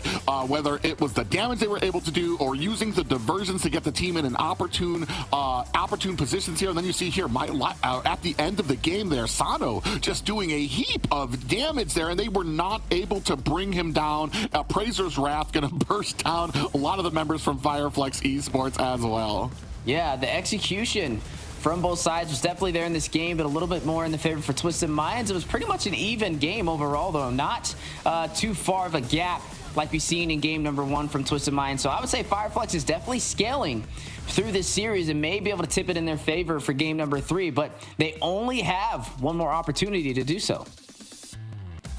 Yeah, I mean, it's just a great game played by both, I want to say. Hats off to Fireflex because they did a great job with some of the early plans. Everybody, they got to the objectives fast. They honed in on a target, which was Hoda. Make sure you take away the retribution from Twisted Minds. Give an opportunity for TNZ to very cleanly get those turtles. And that's what they were able to do. It's just that toward the later game, when Cuffin started coming online, when those diversions were a factor, TNZ was getting caught. Apex 47 was getting caught, and there's just nowhere safe, and it's really hard to really, like, what do you tell your team how to get back from that? Twisted Minds, we're gonna take a look here at the MVP here. Twisted Minds, it's gonna be Sano. Yeah, Sano over there dealing a lot of damage on this Claude. a really great performance. But yeah, definitely would still give credit over to Cuffin on the rotations toward that late game. That definitely made the difference as well. As we take a look at the heat map on a lot of the spicy engagement, a little all over the place. And that just shows you how much of a rotator he is when it comes to these objectives and these team fights. A couple of deaths on the board as well. That's the first time I've seen a death on the heat map. I don't think I've ever seen the little skull for the death right there. But nonetheless, Cuffin, a great performer and an awesome asset to the side of his team with that Claude. The one thing that kind of wows me about the heat map is you see it start here, and he's all over going down his lane, and then boom, he's over here, and then you see boom, he's over here, and that's the diversion coming out from Liu Yi. If you're trying to follow that type of route as a marksman, you might have a little bit of trouble if you don't have a Liu Yi on your team there. But really amazing, especially to see the heat map like that for them. And Sano, I mean, second MVP in a row here, and just doing such a great job. Yeah, he's been a problem. We got to see it in yesterday's performance and seeing it again today. Normally, he kind of prioritized that Moscow, but still able to get the job done with heroes such as the Claude as well. Now, there's only one opportunity for the side of Fireflux to turn this back around in their favor. Twisted Minds has been able to take 2 games in a row in this best of 5, meaning they only need one more chance to be able to earn that spot and earn their crown as the Snapdragon Pro Series champion. So let's figure out where that goes. Ladies and gentlemen, we'll be right back with you before jumping into the next game.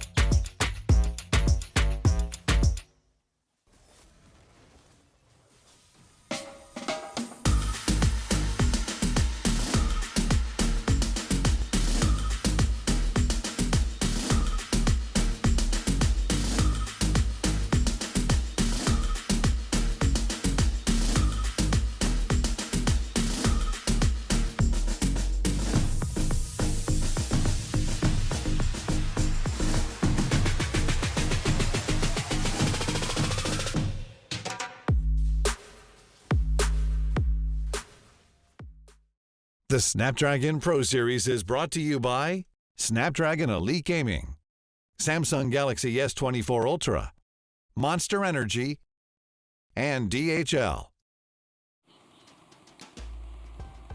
Welcome back, ladies and gentlemen. We are here at the cusp, possibly the end of this series coming up. I am joined here by I was going to call him Chris. We're going to call him Yui. Going to keep his mind at ease here. Always a pleasure, Yui. Yeah, thank you guys for having me again. You know, I got to slide in between, the excitement. We saw a very exciting game 1, game 2. I'm wondering what's going to happen before, in this game 3 as we progress forward here. Yeah, so talking about progressing forward, some of you guys can progress into a new skin. All you have to do is watch, because at any moment down at the bottom, you will see a banner that will give you a special code. You can enter that in for your free skin. Only the first 1,500 will be eligible to receive that skin, so keep your eyes peeled for it. Yeah, I mean, skins coming out. I always talk about the Harith skin. Maybe it's going to be the Harith, the legend skin. That one's really, really nice.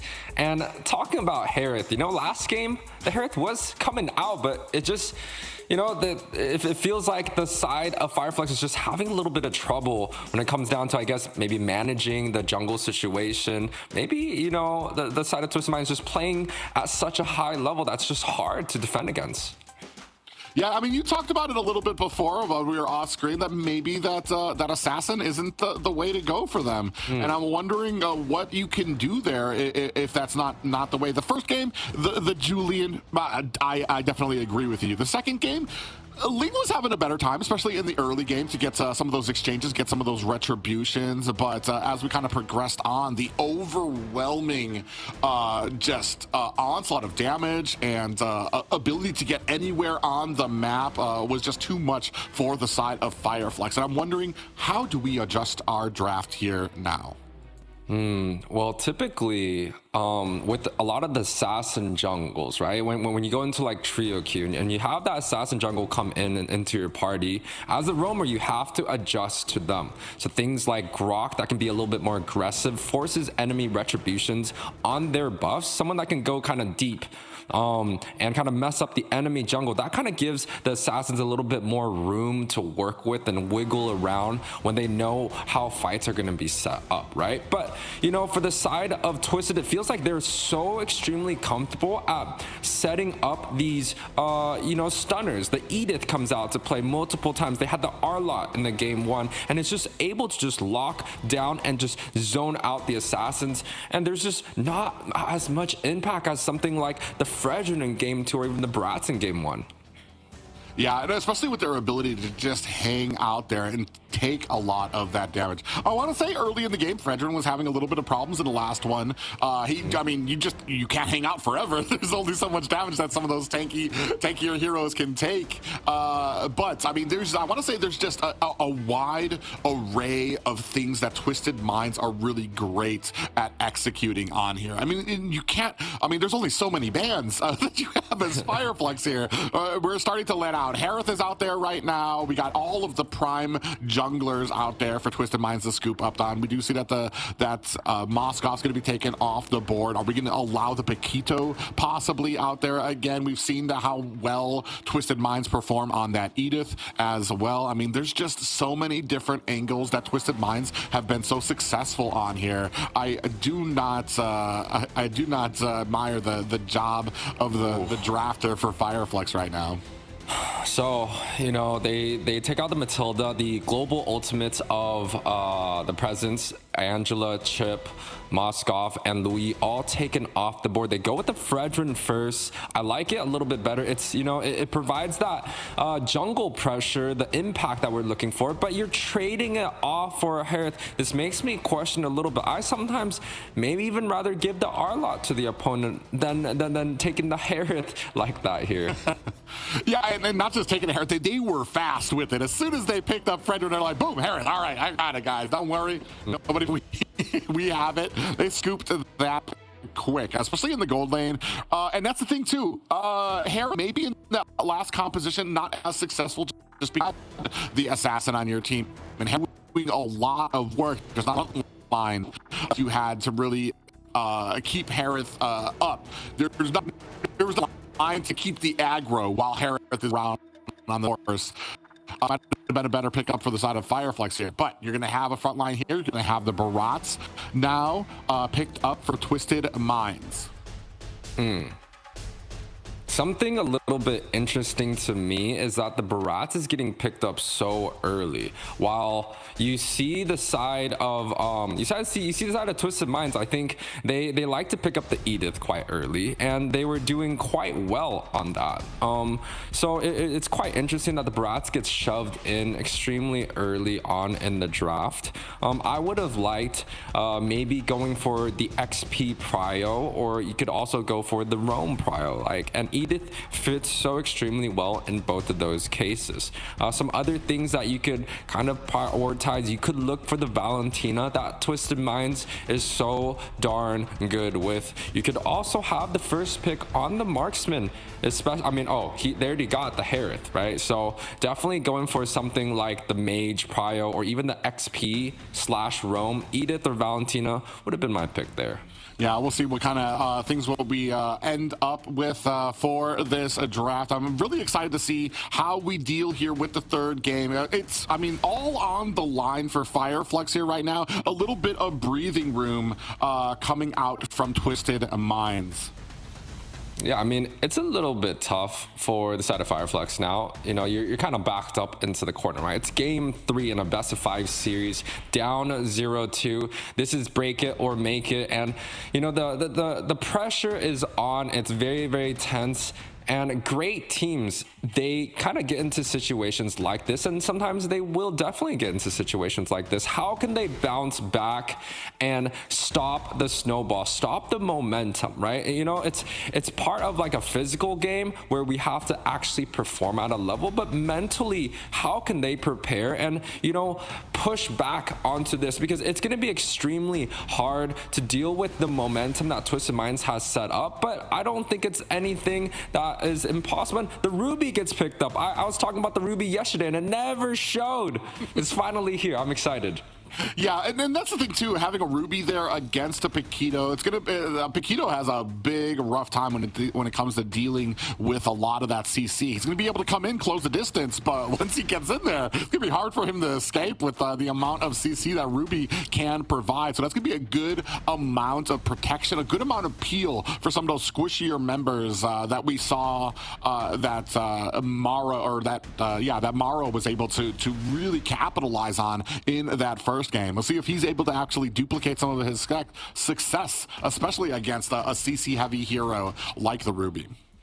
Yeah, and the cool part is, if you take a look at the bans, Twisted Minds already having to ban out both the Roam and the XP. So those are extra bans that they have to put up just because how flexible the Ruby pick is now. But take a look at both sides comp. The second phase ban is over. A lot more CC coming out for the side of Fireflex. I like that CC kind of provides that late game insurance where even if you don't do as well in the beginning, if you could just stack the combinations together, that's like 2 seconds, 4 seconds that they are just completely just stuck there. It gives them a lot more to work with here. Interesting for me too, because that is actually a lot of CC. The moment Paquito goes in, he's caught. The moment Harith goes in, he's caught. And I'm wondering, do you go, we are going to pick up the Faramis. I'm wondering, as a Roam, are we possibly, Diggy might work here. We don't really have a great front line. You'd be putting a lot of pressure onto the Barats there, but Diggy could work as an engagement tool for the side of Twisted Minds to be able to. Ooh, okay. You talked about the Diggy. Diggy is great against a lot of the CC, but Sunshine coming out, the Florin coming out from the side of Fireflex is a very solid pick to deal with the Diggy. But the bad part, the bad news, Private. If you had a Grok coming in from the side of Twisted Minds, that's immuning all the CC, and he can get straight onto the backside. He also has the ability to use the Wild Charge to knock up Claude's Blazing Duet. So that would be a perfect pick, but I kind of want to see what Twisted Minds does with this draft, because I think Fireflex is throwing a curveball here. Yeah, and there's a ton of CC, some decent damage. You're going to have the damage coming out from the Valentina, from the Claude. Oh, a Tigreal. Oh, some setting. Well, Here's the thing. Tigreal can go in there, but he is very susceptible to CC himself while he's using that implosion. Ruby's going to be able to pretty much lay into him, so you're going to have a plan. Are you going to be able to catch them by surprise? If you do, yeah, it's great. But I want to say the job of Alien here, his sole purpose here for this team is to stop the implosion, or at least stop the surprise effect of the implosion from Twisted Minds on this Tigreal. Yeah. Yeah, I mean, when you go with something like a Tigreal, you're looking to initiate a lot of the fights, right? You're more proactive in terms of trying to get the catch, trying to get that set. However, on the other side, you have Fireflux coming in with the Florin. It's more reactive. It's more about, popping the Purifies, letting the enemies hit those sets, and if you can out-sustain it, you have an ability to overcome a lot of these fights and these sets. So it's going to be a battle to see how these teams react here. Yeah, ladies and gentlemen, this is game 3. Match point for Twisted Minds here in the Snapdragon Pro Series. Fireflux Esports fighting for their survival here in the finals. Will they be able to match it and reply in kind to Twisted Minds? We're about to find out. And it's going to be quite interesting because the Fairness against the Valentina, right? It's going to be something like the Netherrealm versus the Netherrealm. Who holds on to that the longest? But at the same time, there's a lot of CC from the side of Twisted Minds that can just stop Fireflux in the track. However, Fireflux if the fights go longer, if the Florin's able to use his first skill over and over, and then the short cooldown of TNZ is able to be spammed up a few more times, that's going to give that advantage to Fireflux. But in a game 3 situation where they are just back up against the wall, it smells like trouble for me, and I think it smells a little bit like desperation here. Yeah, I mean, we'll find out, though, because, I mean, not only do you have, I definitely would rather have the Netherrealm, but it's also not a terrible idea to have the implosion on your side as well. That's just CC for days. You're basically putting Twisted Minds into a coma if you catch them with something out there. And not just CC, but like AoE CC on the side of Fireflux Esports. CC that's meant to catch more than one person. Speaking of CC, a little bit of back and forth here. Hoda looking for an escape, a little bit from that energy eruption from TNZ, but no worse for wear are Twisted Minds. What I'm happy about, though, they, kind of just took away the assassin strat and said, hey, we're just going to take the Fredrin. We're going to play this kind of regularly. And, that is what I like. But at the same time, they had to lose 2 games to kind of build up to this moment. Maybe this is Fireflux's strength. Maybe they can just take the Fredrin now and completely change up their strategy. But Twisted Minds here already setting up for the turtle. It's going down. Yeah, Hoda going to very easily be able to get that Tenzi. Implosion. We were talking about it. Now we have Detna's Welcome is out there as well. Do not find a kill just yet. The rest of Twisted Minds going to disengage there. I like the forethought there. They had the implosion. They had a little Detna's Welcome. They didn't get the angle that they wanted, the CC that they wanted. They decided to back off. Speaking of backing off, they're actually not backing off from here. A little bit of trouble here. Detna, a little pop up there. TNZ in trouble. Gets taken out. Mike Sama with the kill there. Alien in trouble. Running for the hills. Does find it. I'm offended. Pulled back. The damage is out. And so was the Netherrealm IMU coming out from Rosa. And no worse for wear, just 1 death for the side of Fireflux Esports. The interesting thing about that fight is Twisted Minds was able to get that level 4 onto the objective, right? And then the implosion came out before the Florin even got to level 3 or level 4.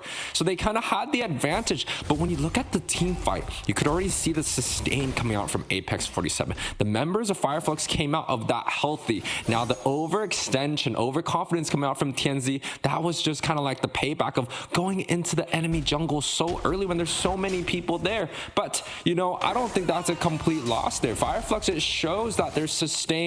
It's quite good. The damage coming out from the Fairness, from the Barat, it doesn't feel like there's enough burst just yet. They kind of have to rely on the Paquito, which is standing on the top of the leaderboard here. Yeah, and that's something scary that you mentioned there already. Is like right there, they had the jump on Fireflux Esports, weren't able to find the kills, and that was before you had the Bloom ultimate from Florin. So now, when these next fights happen, we're gonna see how well that kind of changes up the style here. But Mike Sama here on top side. Yeah, Alien actually gonna have to use that flicker again. He's not gonna have that flicker for this next fight. So that's gonna be a spell down for the side of Fireflex Esports. Tianzi gonna go ahead, take the initiation on this next turtle. Ooh, look at the back there. They're gonna go ahead and put some damage onto Alien. I want to say Alien doing a good job. He already has a good amount of sustain. He does find 3 members from Twisted Minds. Now, very low. Are we gonna? Oh, big arm offended lands on there, putting out the CC. Implosion out as well. Toda finds the turtle again. NetherRealm is out for Twisted Mind, trying to keep them up. A great job of Apex 47 to keep the team up, but yes, as you were saying, it is too much healing on the side of Fireflex. Twisted Minds trying to find their escape. A great push and a pop-up from Maro on the backside. Cuffin finds a kill onto Alien. Mike Sama in trouble. Rosa picks up a kill of their own. 1-3 right now. Twisted Minds have the pushback onto Rosa, using that flicker, able to get away. Slippery is that Valentina.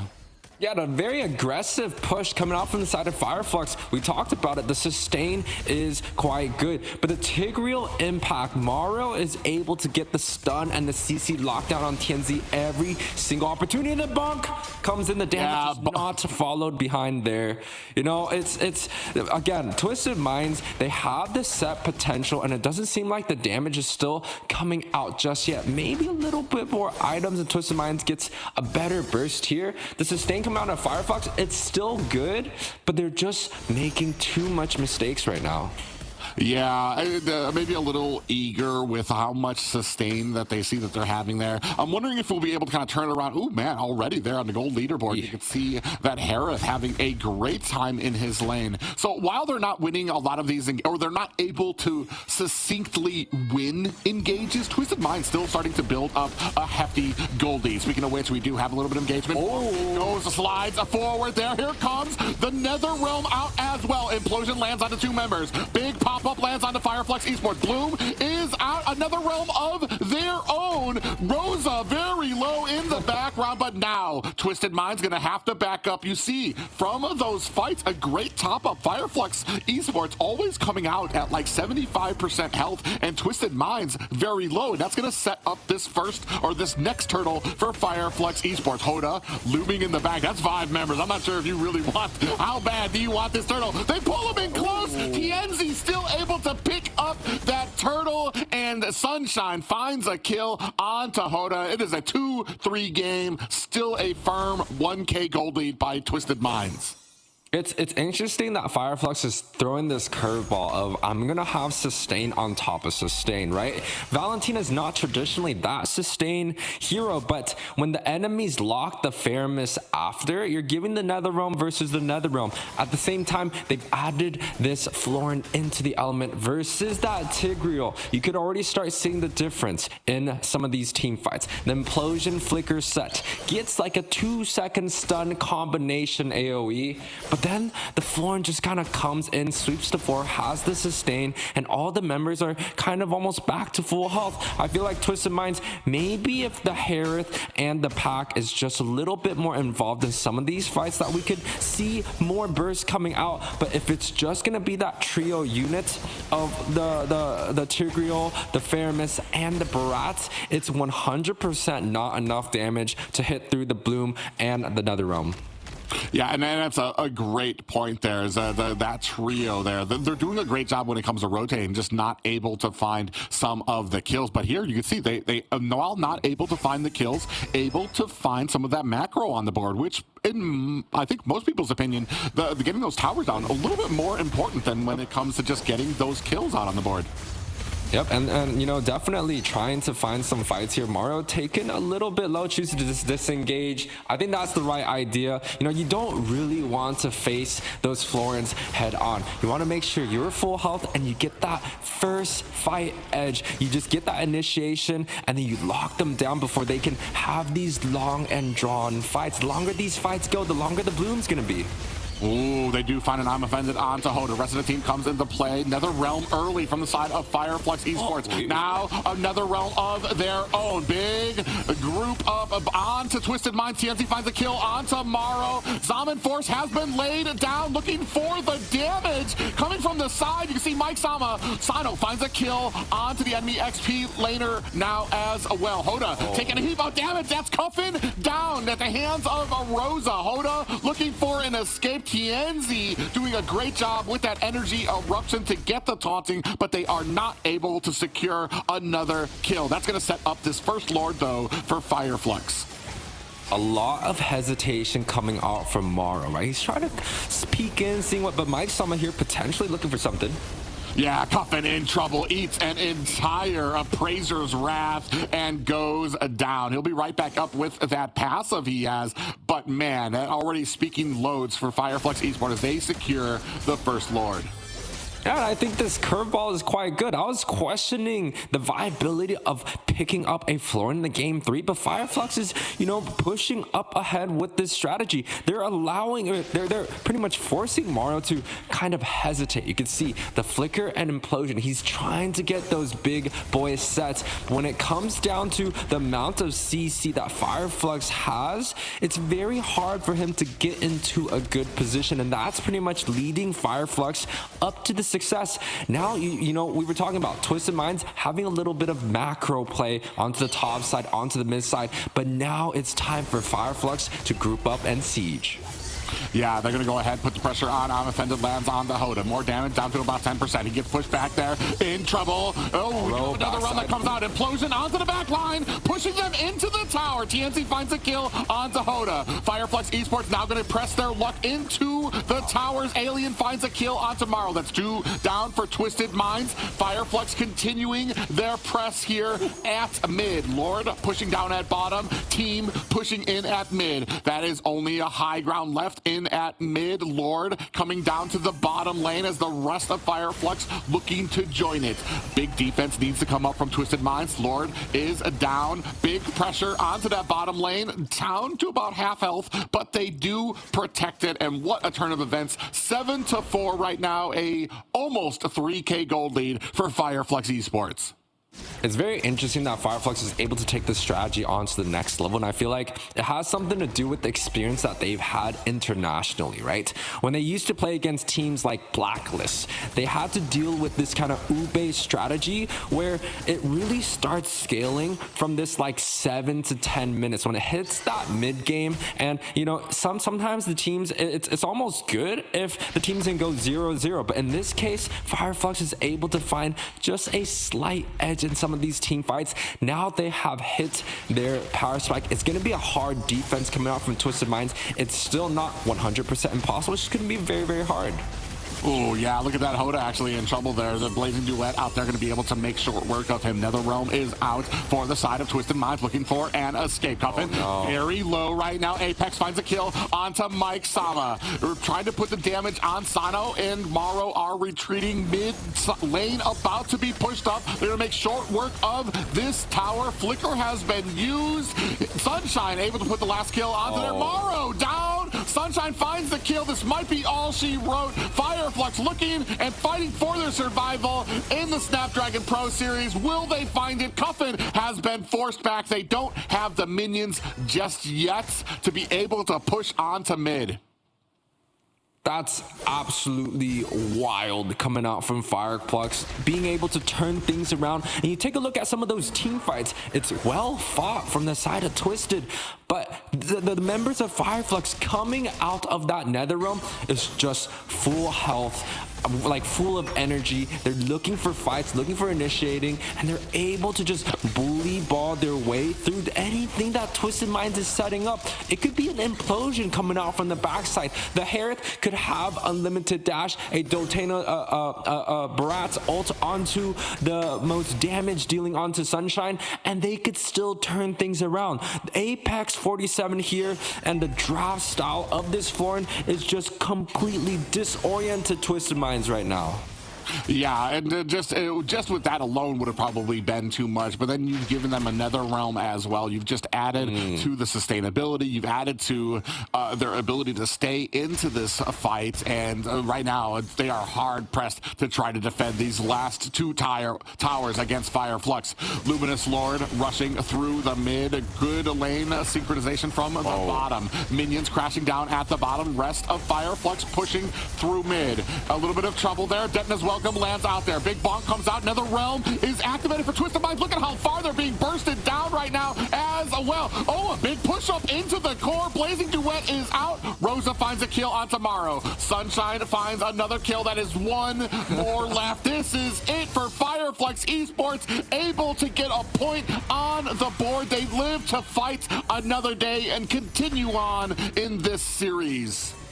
Woo! The fire is burning for the side of Fireflux here, able to come back in a game that the pressure is at the highest point here, and they're able to use this curveball strategy. Florin, something that we don't see traditionally, comes out to play. And look at the overall score, Private, 16-4. It was a complete domination.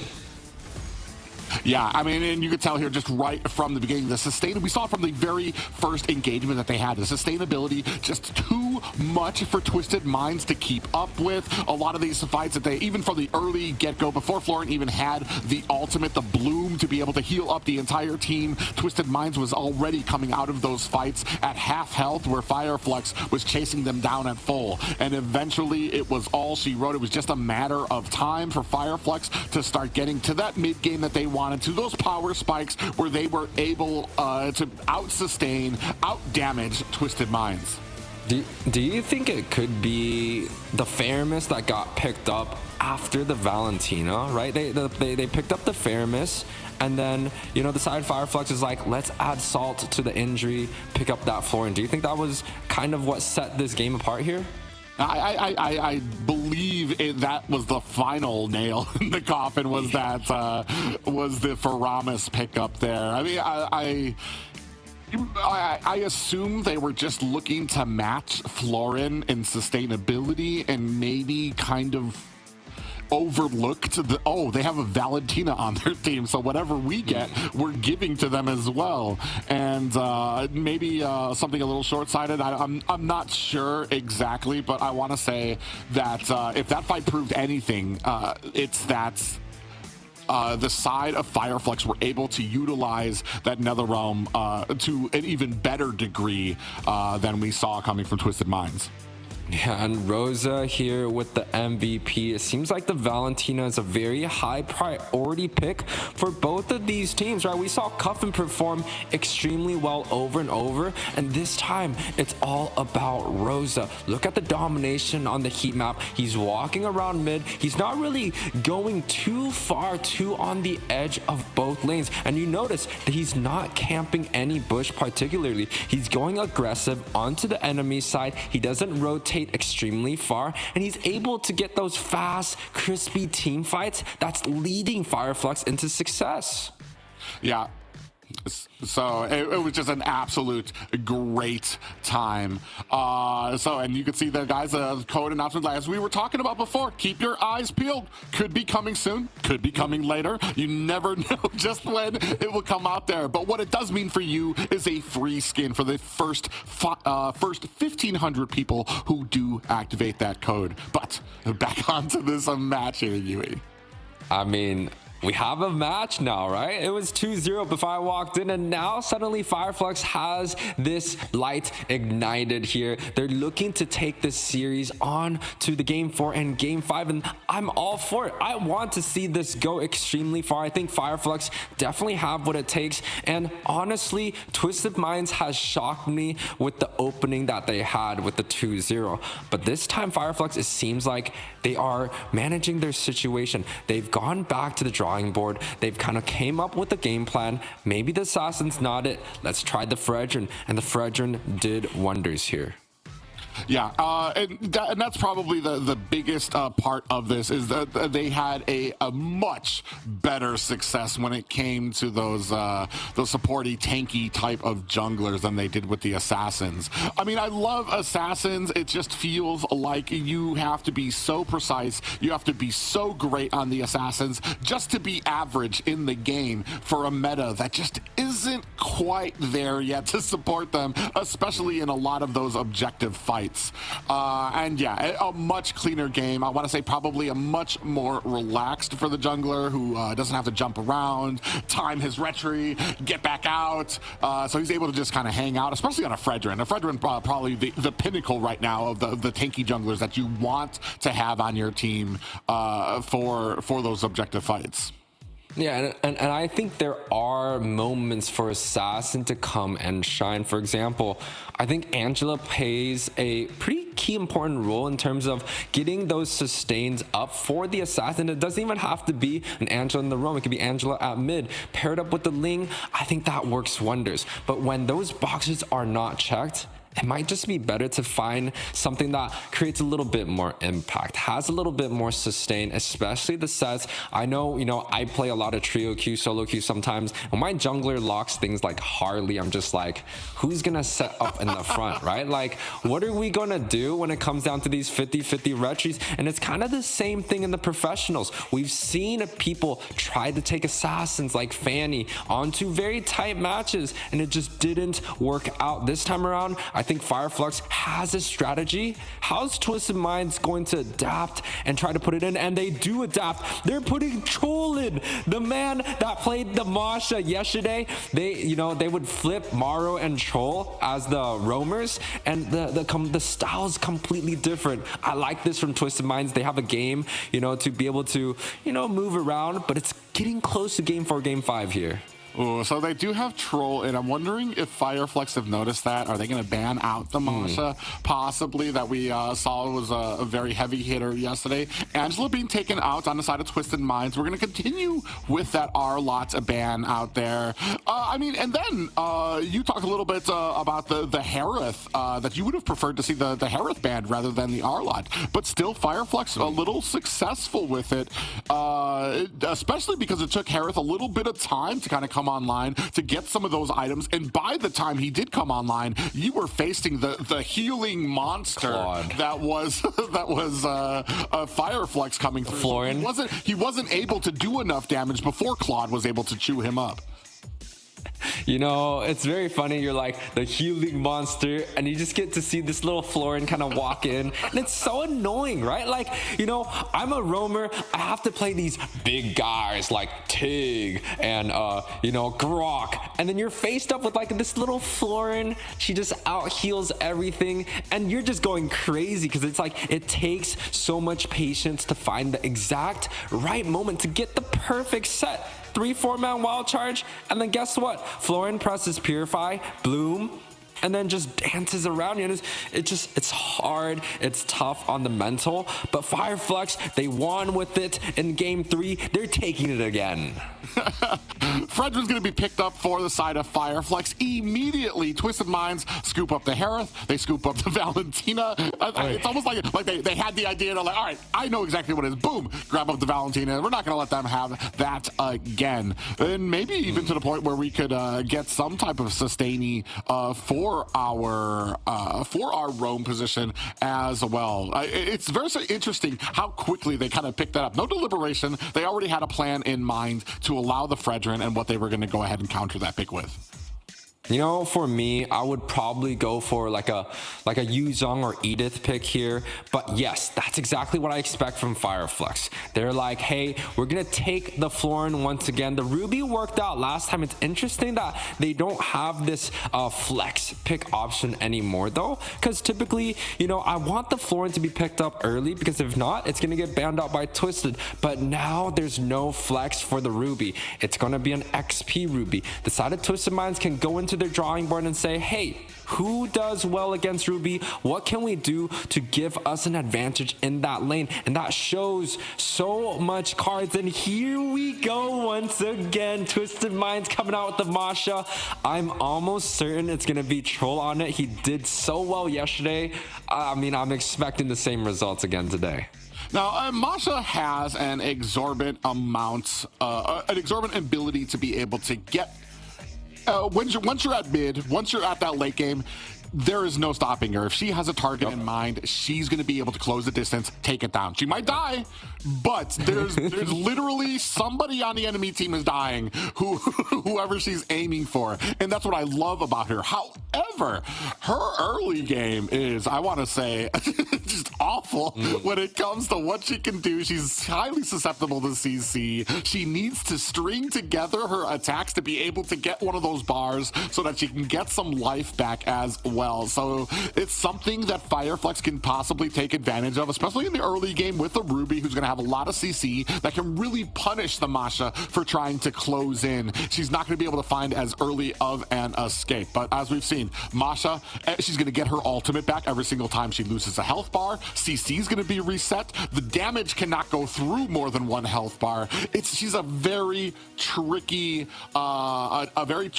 type of fighter to play against.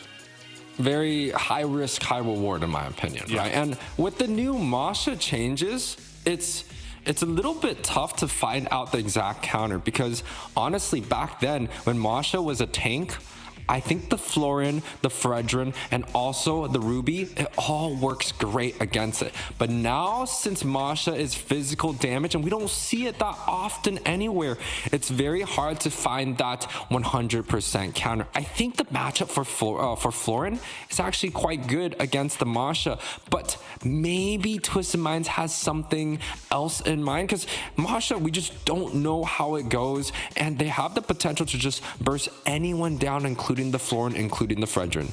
Yeah, not just that, but her kit actually is really nice to add that Sea Halberd very early onto her kit, because you get a little bit more damage if her health is below a certain amount of health.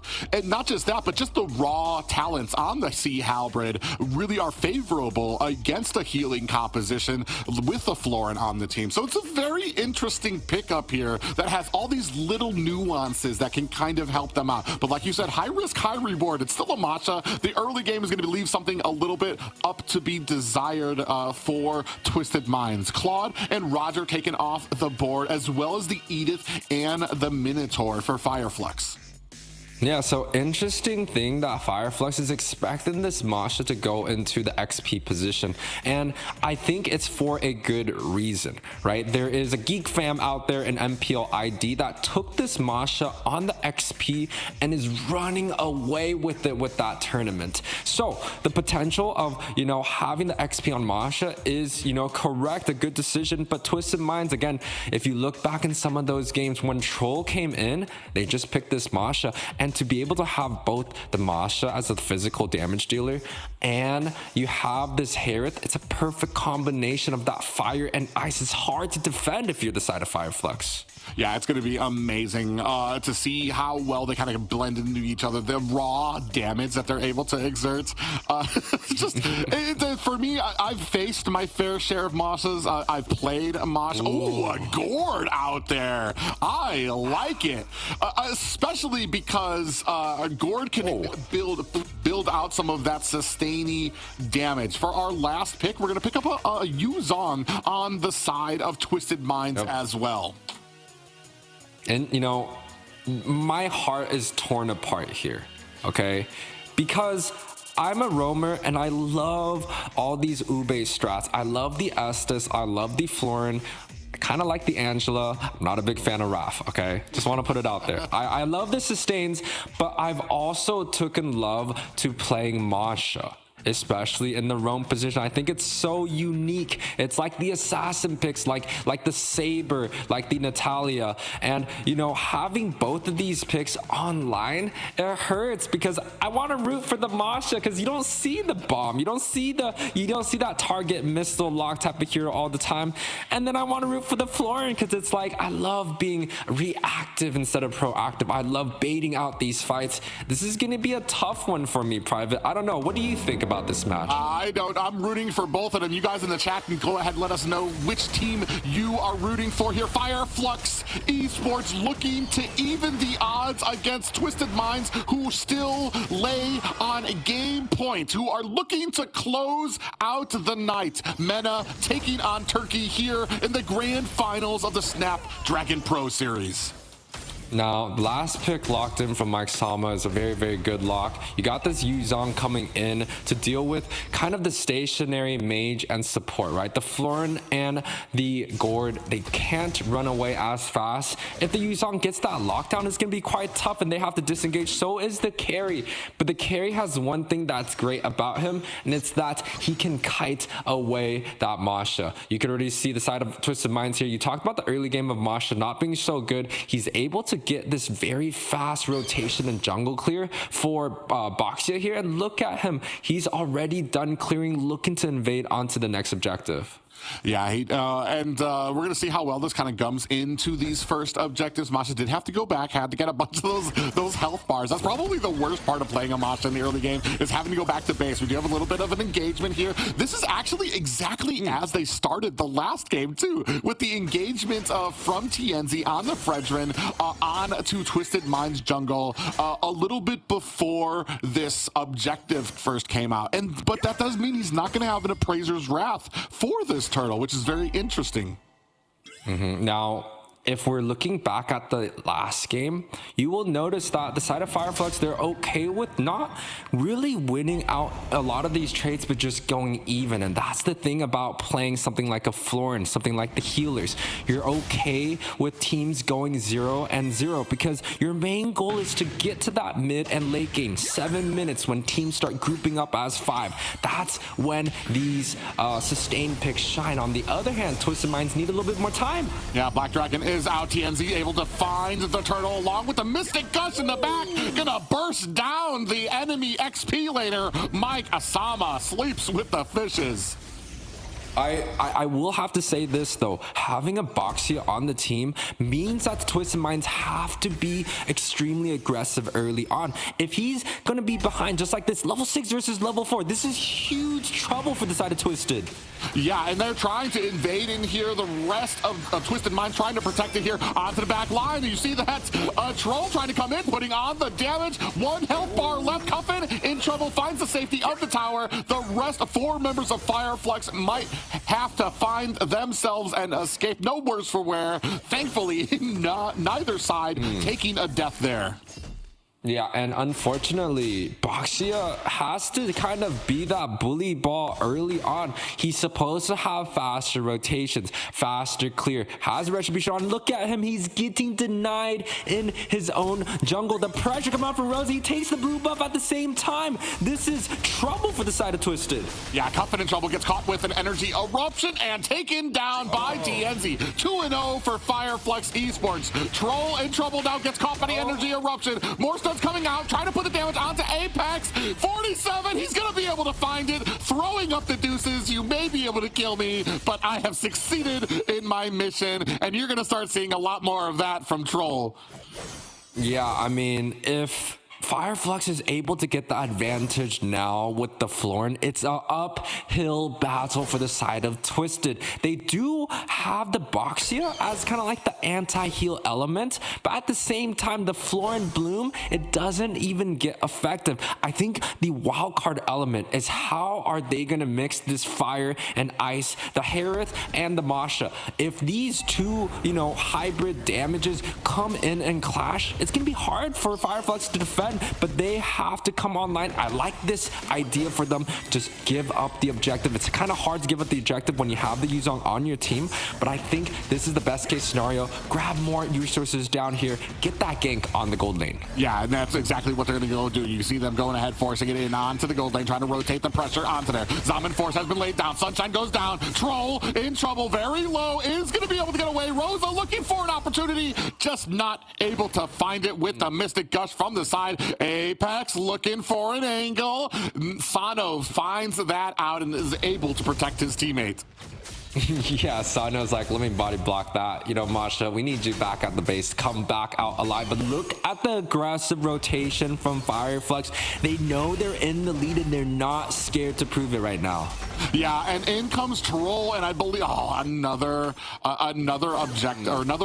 buff taken away from Twisted Minds. Oh, and Appraiser's Wrath comes down. Hoda in trouble, popped up. Rosa finds the finishing touches there. Alien, meanwhile, in the mid, finds an I'm Offended, but it might not be long. Look at the regen from them. Cuffin's gonna have to be a flicker from there. Rosa able to adjust the angle of the Mystic Gush and find a fleeing mage.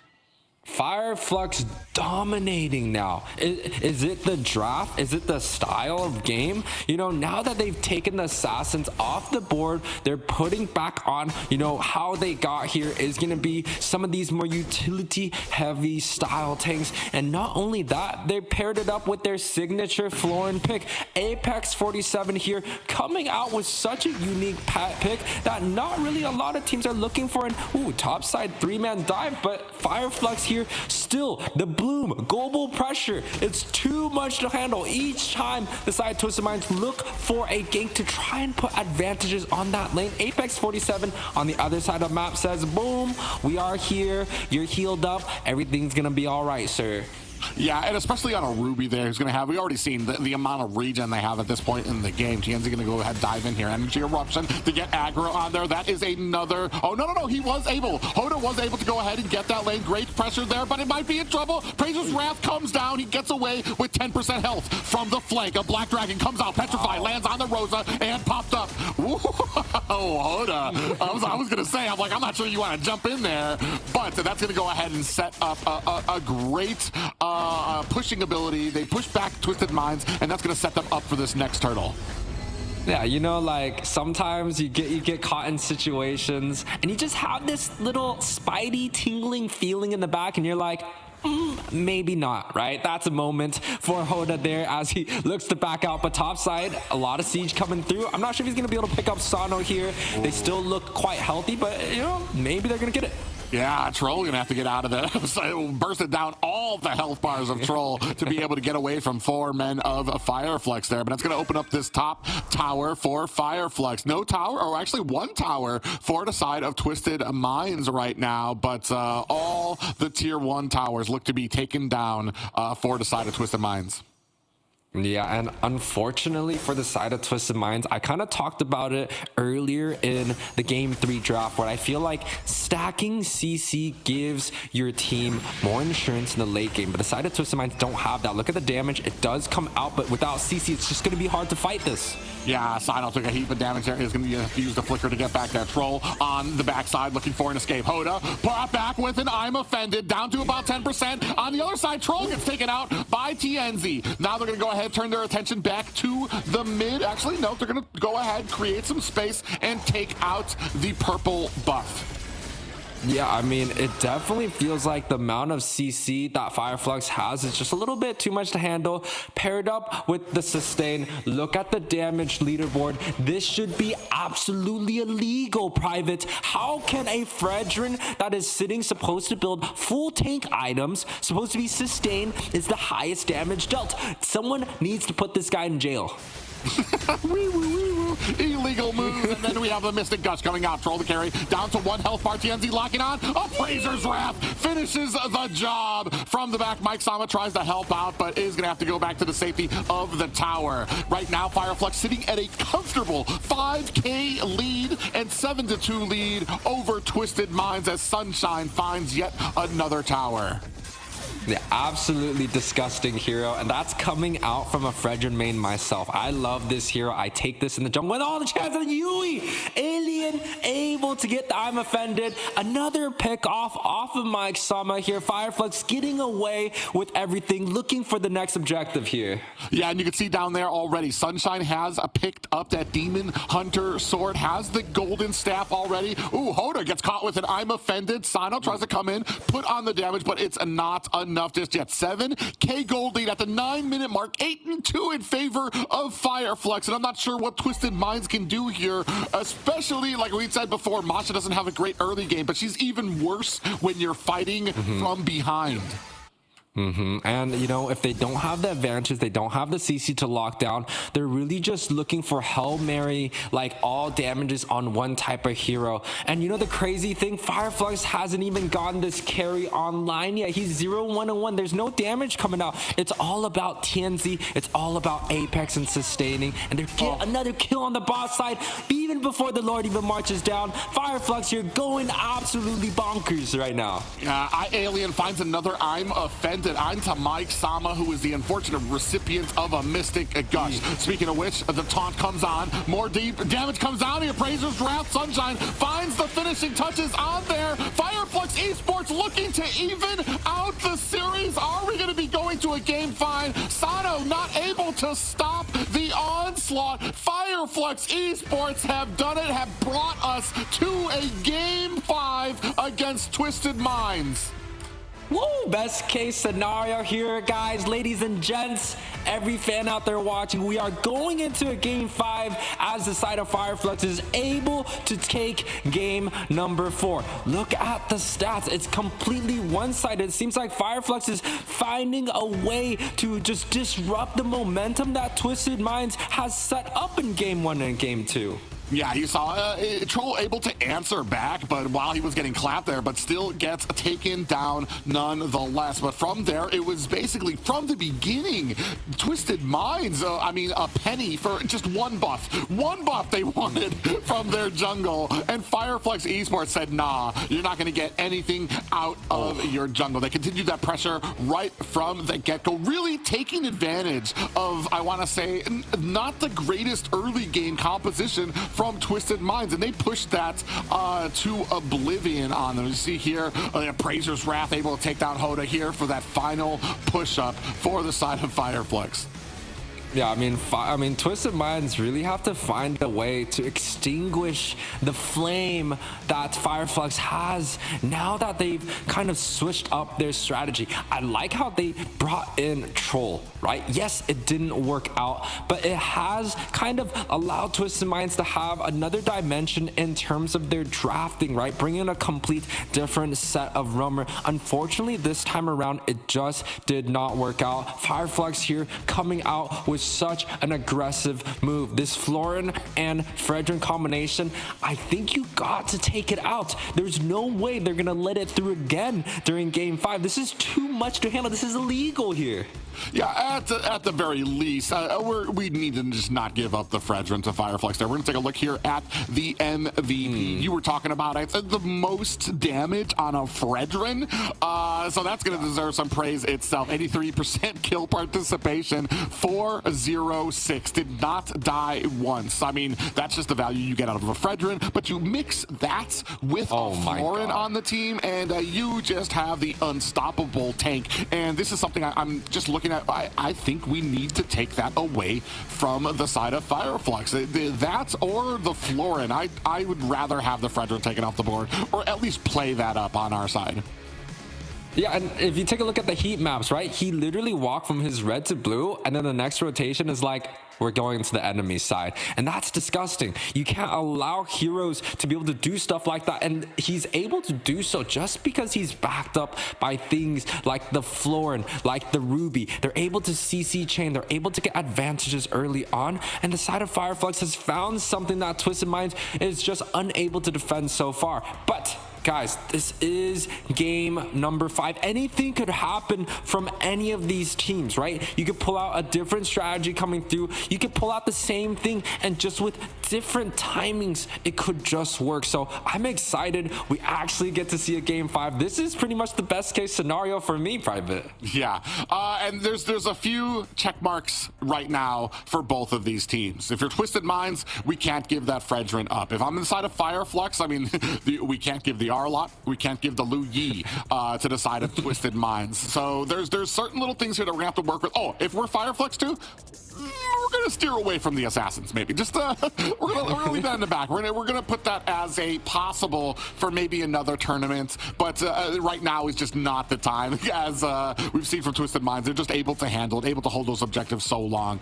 But they need, what we need to find is that early game pressure from the side of Twisted Minds. Be able to hold those objectives early. Be able to get those retries off. Not just allow it, because the exchanges, even at best case scenario, you need to push into an opposing lane. You need to get to gold. You need to be able to clear out the enemy jungle. And Twisted Minds are doing that, but it's not enough when your enemy's able to kind of bully into the turtle lane, bully into your jungle, and there's just no stopping it after that. After you're starting not only to be matched up and losing some of those matchup, but then you're starting to hit the negatives because you're being refused your own jungle and your own farm on your side. Yeah, so, in order to protect some of those jungles, maybe build a little bit more defense, right? Build a little bit more kind of the raw characters, things like a Trizla that does well in lane, can just easily walk over, gets that 1-2 smack, walks over and defends the lane. Things like the Grok, fast lane clear, comes to the jungle for the rescue, just defend against what Fireflux have put up against. But what I'm really scared of is if Fireflux is able to take Florin onto this level, what happens if Fireflux is allowed picks like the Angela, the Matilda, right? These essentially what I would rate higher tier supports. How is Twisted Minds going to be able to defend against that? Or is the Florin just what Fireflux is good at, and allowing something like the Angela and the Matilda could be that trick play that maybe Twisted Minds can use to their advantage? Well, and that's the interesting thing here is are we banning the Florin? Because technically the Florin you could the Florin works with, it doesn't just work with a Fredrin. I mean, it works with a lot of those tankier heroes. An Akai, a Boxia, a Barats that can work with. So but I definitely know that we can't give them Fredrin anymore. There's no way for it. But in exchange for the Fredrin, we're going to have to give up something. But are we going to ban both the Florin and the Fredrin? Which is the big question for me, just because I know Florin still melds well with other of those tanky jungles as well. Well, for me, I feel like if we're giving the Florin, we might as well give them some other tricky choices that they really have to find a way to pick up, right? You can't open things like the Angela and the Matilda and you're telling me the team is going to pick the Florin. And if they do, then, then we know exactly what their strategy is. And it could be exactly why Fireflux is so strong with this Florin pick. They could pick it in almost every case scenario. Twisted Minds here really have to find a way to defend it. It could be in terms of the drafting, right? You talked about it, taking out the Fredrin. We don't give you that. It's such a high damage dealer. Or it could even be, hey, we're first pick, we're gonna open the Fred, take it ourselves, and see how you lay out your drafts. Yeah, and here, I mean, it's the last it's the final game. You had that up, you had that 2 games up, and you kind of let it slip through your fingers. I want to say the pressure's on both teams, but as far as momentum is concerned, Fireflux is sitting a little bit more comfortably when it comes to it. They've got 2 games behind them, all the momentum behind them. Twisted Minds has yet to find that it factor when their opponents aren't going assassin junglers. So the big pressure kind of resting on their shoulders. We're going to start things out here very familiar with that Angela taken off the board for Twisted Minds, but this time Twisted Minds on the red side, so they are going to have priority pick. So maybe we don't have to ban the Fredrin. We can just pick that up and scoop it up as the first pick. Yeah, and it's crazy is that we've played Mobile Legends for, a Fredrin's been out for a very long time, and it seems like the Fredrin Prio has still been extremely relevant throughout the days, right? It's such a strong hero in the jungle, and now that we're like evolving into, the armor and the magic resist has been shredded down, has been nerfed, it still makes it feel like the Fredrin is so strong. Right now with the new style of Fredrin, a lot of them love to build this brute force. Personally, I like to take it myself. I don't even take the Molten Essence anymore, just by how much mobility, how much damage, how much burst, and the cooldown helps with that hero. I love that response here. Fireflux says, if we can't have it, you can't have it, but this is going to allow more heroes to be available for both sides. Yeah, and that's the thing is you've taken off, I want to say, a core principle winning strategy that Fireflux had before, which means that we're going to have something Spicy. Yeah, Florin taken out of there. That's going to leave it open for a lot of picks here. You were talking about leaving open a lot of things. That right there just made sure that we have a lot of things open here. Heron's still on the board. Roger, we haven't even gone through any of those directions there. Matilda still on the board as well. And that immediately scooped up by Twisted Minds. Now, again, Matilda has received nerfs. I've talked about this previously. I still question the viability of it being a first pick or a second pick, but nonetheless, Twisted Minds actually picked this up. It's interesting because Troll, I've only seen him play the Mosh, and when he comes out to play, that's the hero that he goes for. But now they're setting this Matilda up. The response is quite beautiful. This Valentina has such a high win rate. On the other hand, the Ruby, I feel like maybe something like the Edith could be a little bit better, but I think it's a good luck charm for the side of Fireflux. They've won 2 games with the back-to-back here. Yeah, and then they could, at this point, too, it does make it a little bit more of a flexible pick. We don't know if that's going to be in the roam. We don't know if that's going to be in the XP lane. So it does add a little bit more flexibility to it. I mean, you would have that with the Edith, too, I guess, as well. You wouldn't know. Yeah, it's a double flex. Or the R-Lot. Arlot's open too as well. Arlot, Paquito. So we're going to go ahead and scoop up the Barats for the side of Twisted Minds. And just like that, the Paquito comes out for them as well. Yeah, so they do get the first pick on the jungler. They go for this Barats. It's very physical heavy. It almost sets up with a Paquito that they could potentially go for like a Natan in the gold lane. So a lot of physical damage set up, allowing them to really go deep in if they want a very strong mage, or if they even want a magic damage dealer in the gold lane position. On the other hand, Fireflux still having their last pick. Holy cow. Game number 5. We're getting the Estus. The blacklist strategy comes out to play. This is extremely scary because we still don't know what the jungler is going to be paired up with this Estus. Yeah, this here just shades of the blacklist Ube strat. So you're going to have a composition that for Estus, the one thing though, it's going to be a change of pace here because you can't just activate this globally. Everybody is going to have to stick together. You're going to have to stick in a little ball. So we're going to be looking for the side of Twisted Minds. Maybe get something that punishes them for that. Maybe get something that a Tigreal might work. The final slash, or actually no, well, it depends on. We're not going to have a final slash for the side of Twisted Minds because we already have the Paquito out there. We already have the Matilda out there, but we're going to need to look for something that can potentially punish them for sticking together. Lu Yi is taken off the board. Okay, so yeah, so there's some limited options out there, but the main ones taken off the board already for Fireflux by Fireflux. So the interesting thing is, in terms of the matchup, Estus dominates Matilda. In terms of mobility, Matilda has the edge, but in terms of just that 5v5 big clash, 8 minutes, Estus is going to have a significant edge just due to the amount of sustain and healing that he has. If we're talking about lane, right, Ruby has the ability to kind of put Pac in his place. Pac can't just do anything because Ruby has that stun and has a lot more sustain in the lane. So in terms of the matchup, it seems like Fireflux has the draft in their hands, but there is still 2 picks available, right? And it just depends on these 2 picks. You talked about some of the counters that they could be looking for. Odette was one of them that I was thinking about. I'm like, hey man, this Odette can do that AoE. Now this is a very scary situation. I feel like the side of Twisted, they have to go for a Novaria. They cannot go back to that same strategy, giving that Faramis. If they give the Faramis, you know what's going to happen again. Oh yeah, that's going to be very interesting.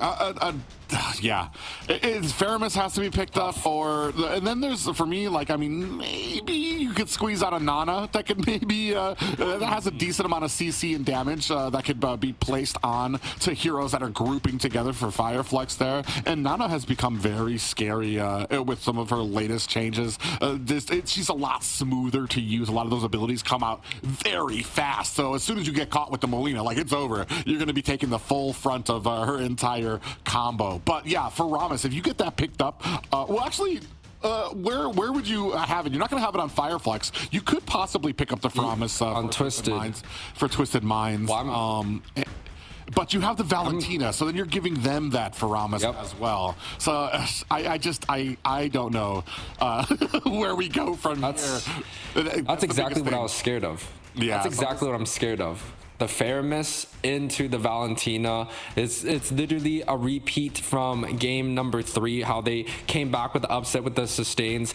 They do go with the Farsa. I was thinking maybe the Claw to deal with the AoE sustain coming out from the Estes. They pick up this Roger. It's very interesting. We haven't seen the Brody and the Roger matchup in a very long time, and we have seen Farsa come out to play. She has done well, but it's still a little bit questionable because there is a lot of CC and there is dive, right? The Ruby can come in and disrupt. You also got the Brody where he has that kill pressure relatively early on. I do want to see Fireflux's last pick before I make any assumptions on which draft I like a little better here. Yeah, we're still waiting for that jungler to come out here. Are we assuming it's going to be something? Well, I mean, it could be something. Carmilla. Oh, Martis. I definitely do not want to see Alpha. Martis on here would actually be pretty harsh to deal with for Decided Twisted Minds. Balmond. NACT round 2. I can't. This is crazy. This is a little too much for me. I mean, Ballman paired up with Estes. This is some like M3 strategies back in the day. It definitely has its advantage to deal with a lot of the frontline comp, the Barats, where it's very, very tanky. But you're talking about a very mobile Barats, right? It has the Matilda behind him and a very mobile Paquito. And Ballman hasn't traditionally been a very mobile hero. So it's going to be kind of like the catch, the cop and the robber, where the Fireflux is looking for that stamp onto them. But can they reach the mobility of Twisted Minds? We'll have to find out here. Yeah, I like to call that the game point midnight special, is that Balmond pickup that we usually see there for that. For those trying to clench those wins at the end there in honor of the PH coach Midnight, who was helping out BTK win with that. We're going to see if it kind of pays off here, ladies and gentlemen. This is the one and final game between Twisted Minds and Fireflux Esports. The pride of MENA taking on the pride of Turkey here. Winner here takes it all in the grand finals of the Snapdragon Pro Series. Woo, and we talked about it, right? What is Fireflux gonna do when that Florin gets banned out? And the strategy is still, we're running this Ube strategy. We're being proactive in these team fights. We think we can just allow you guys to maybe manipulate you guys, thinking you guys have the edge, and then we're gonna pounce on the mistakes. We're gonna group up and we're gonna play a great game. This bot lane though, a Brody and Estes. Brody by itself in lane is so strong. Now you pair with the Estes, it's going to be even harder to deal with. I feel like Twisted Minds have to send some support onto the bot side, or it might snowball out of control. Oh, speaking of support, we have a little bit of a 3v1 up at the top. Very quickly getting up there with the wings by wings, but Twisted Minds do think against it. They don't find the opportunity, so they very... Whoa. Speaking of which, Rosa and now TNZ coming in here. They are going to have to expend that flicker. Out comes the Detna's welcome, putting on the damage. TNZ getting topped up by Apex, doing a great job on that Estes, and already we're starting to see the little glimmers of that healing and the job it does for Fireflux Esports to keep their jungler topped up. Yeah, and they're continuing going in here. They get the stamp. TNZ picks up the very first kill. I was wondering, hey, they got the Dayton's welcome. They got 2 flickers being popped by both the roamers. What advantage can they get? And they're able to find Hoda in the jungle, allowing Fireflux to pretty much get this uncontested. Yeah, and able to go ahead and finish it off to set the tone for that first objective. Already you can see the lethal counter doing its work. It's able to do that percentage health lost damage. So all you need to do is get the enemy slightly low, and the lethal counter is going to be able to do the rest of the job for TNZ. And it's interesting, right? I talked about the Matilda and Estes matchup. Now, if we compare the junglers, right, on paper, You know, the Bauman is good against high health, high stacking units, something like the Barats. It's almost a perfect matchup. So when we talk about this duo mid, at least from the roam and the jungle, Fireflux has the advantage. But ooh, top mid side. Yeah, Feathered Airstrike. Great job of them to kind of bait in those minions, to kind of keep the minions at the side of Twisted Mind's tower. It made sure that Fireflux had to come forward to try to deal with them and then try to bait them into those ultimates. Unfortunately, for the side of Twisted Minds, Fireflux able to find and escape from it. They are going to go to top. A flicker has been used by Sunshine, and unfortunately for Twisted Minds, just not able to find the angles just yet. Ooh, able to pull back. Hold on, here comes a Feathered Airstrike of their own. We do have a Detna's Welcome is out. Soda's trying to get away. He eats a lethal counter and does not, is able to get away as well. The damage coming down, Sunshine. The top up coming from Apex, doing such a great job of keeping his team up. And right now, Twisted Minds unable to counter the healing coming out of Apex for Fireflux Esports.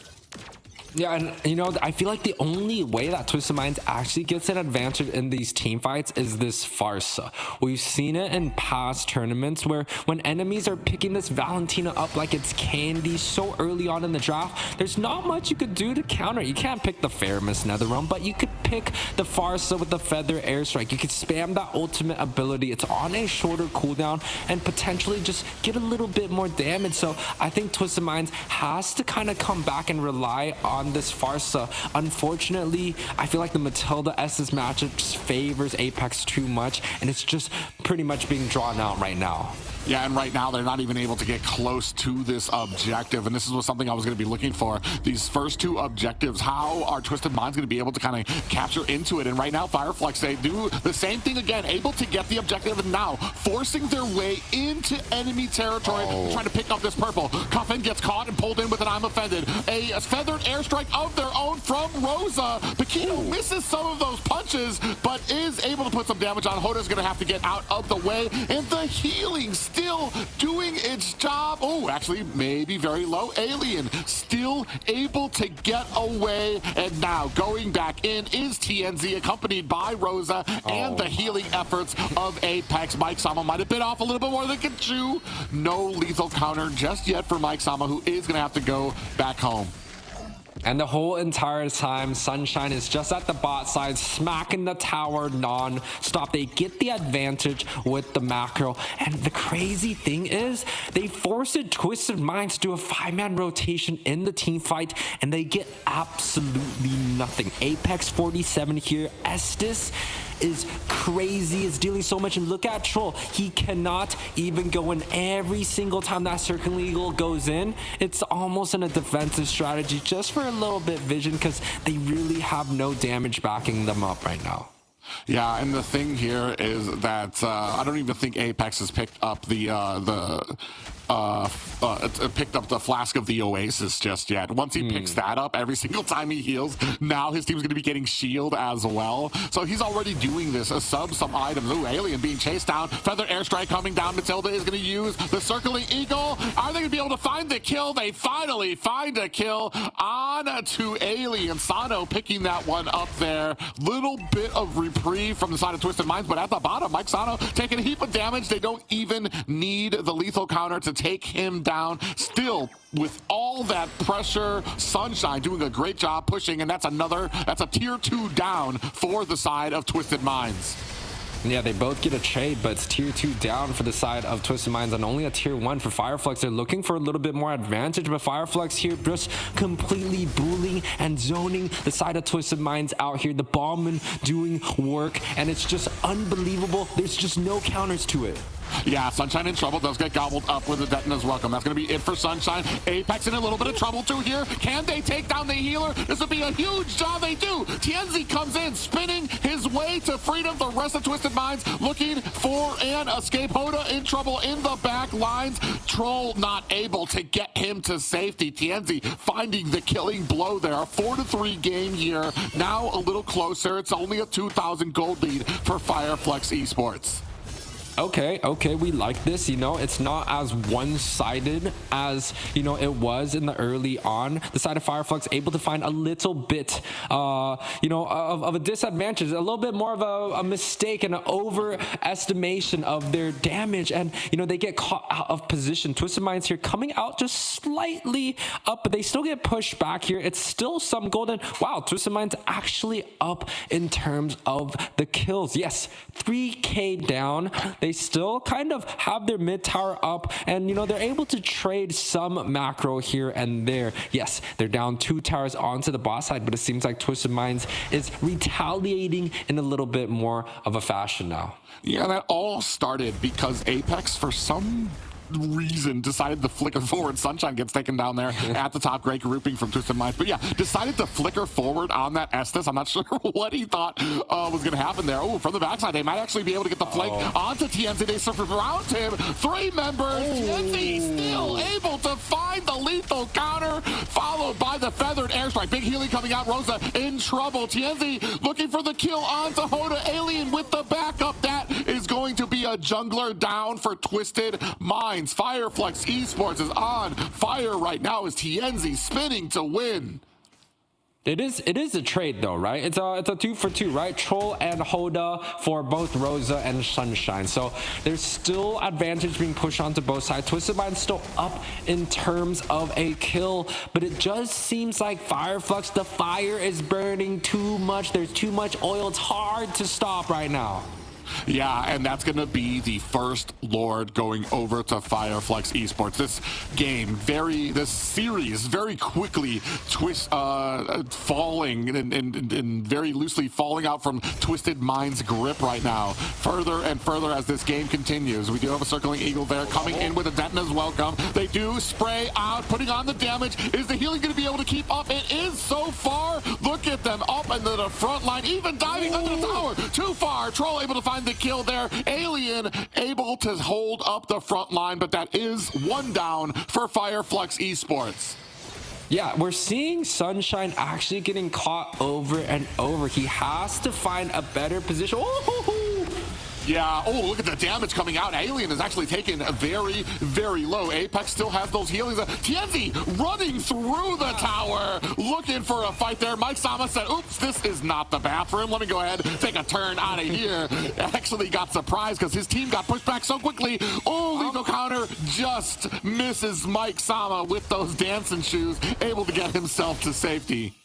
Man, just watching TNZ run it's so funny. Like, you know, he's so fast dashing around. Ooh, the gobble coming up.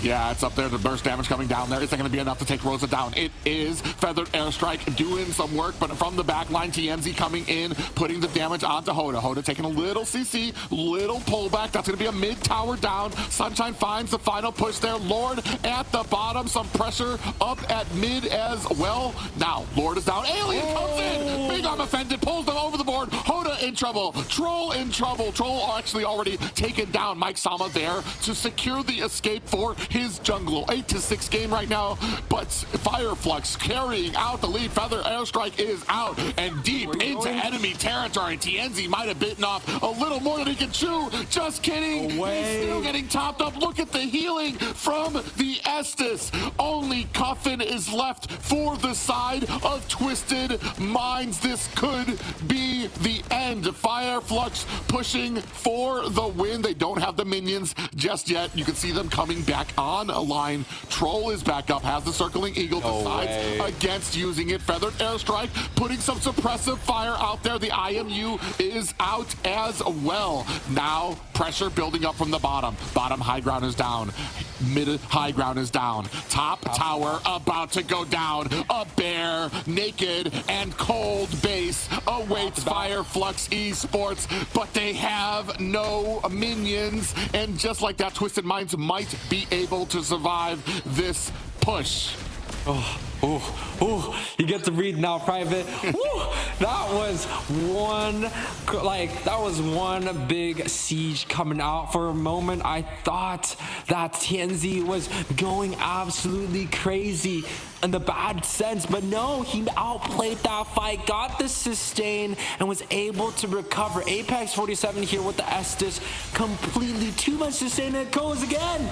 Yeah, they're gonna go ahead and fight this out. They know they need to fight it. They can't give them another Lord. They're gonna spit out TNZ. Here comes the lethal counter. Down goes Hoda. Cuffin gonna expend that flicker, but he's the next one on the board. They're gonna chase down Mike Sano, who's trying to get away. No amount of Lycan pounces or transformations are gonna be able to get him away. It is just Troll alone. 17 seconds on the ticker. Can Fireflex close this up? Will Twisted Minds be able to find the defense? Troll in trouble. It's gonna have to dash away. Circling Eagle is not gonna save him. They've locked onto the base. Ladies and gentlemen, say hello to your grand final champions. Fireflux Esports go the distance. Oh my, a complete reverse sweep. The Fireflux, the fire was burning too loud. Once it gets set on tone, it cannot be stopped. And Fireflux here, able to take the series here. 13 minutes, a grand performance. And I really think it just gets backed onto Apex 47 with this unique style of roam picks. Yeah, they really rolled back into showed us the strength of that age-old Ube strat there, especially with TNZ up at the front. There was nothing Twisted Minds could do to try to confront all of the healing, and then eventually all of the damage that was being done to them. Eventually trying to look for an escape there, and just getting cut down by TNZ, who had himself a fantastic game. Yeah, and not only how they played, but I really have to, dig back into the drafts, right? Game 3, they're able to get that Valentina Fairmiss matchup paired with the Bloom. And in game number 4, they rinsed and repeat. They got the Fredrin and also the Florin, and it did wonders. Now, game number 5, they come up with a strategy. They give this Matilda, baited it out in the first pick, and they're even able to take this Estes. They take the Valentina. And yes, the untraditional, the very first time they showed up, the Brody and the Bauman came out for a little tango, and it worked out perfectly for the side of Fireflux. Yeah, and you can see here from the stats, I mean, Twisted Minds were up there for a little bit, even having the lead when it came to some of the kills at some points, but just not able to take control of the map, not able to take control of the game in the macro, where they just could not beat that death ball strategy, that Ube strat that was so popularized in the Philippines here, and showing a little signs of it and why it is so strong. I'm not surprised here. MVP going to TNZ 9-0-2. Probably, I want to say a better for area. He's probably a little bit more relaxed on this one because he gets to actually show off instead of using a Fredrin, using a tanky jungler where he had to kind of sit back, be the tank for his team, allow them to get those kills. But here, he really was allowed to kind of go off and pick up those kills with that Balmine, especially with that lethal counter. Wow, guys, that was unexpected for sure, but congratulations for Fireflux Esports for going the distance and cleaning up the game with a very decisive Game 5. Now we have the pleasure to interview Coach Osprey once again. Welcome back to the show. Congratulations on the victory. I'm going to start with an interview question. Is what do you think was the biggest struggle for the team for the first 2 games, and how were you able to come back with the last 3 games?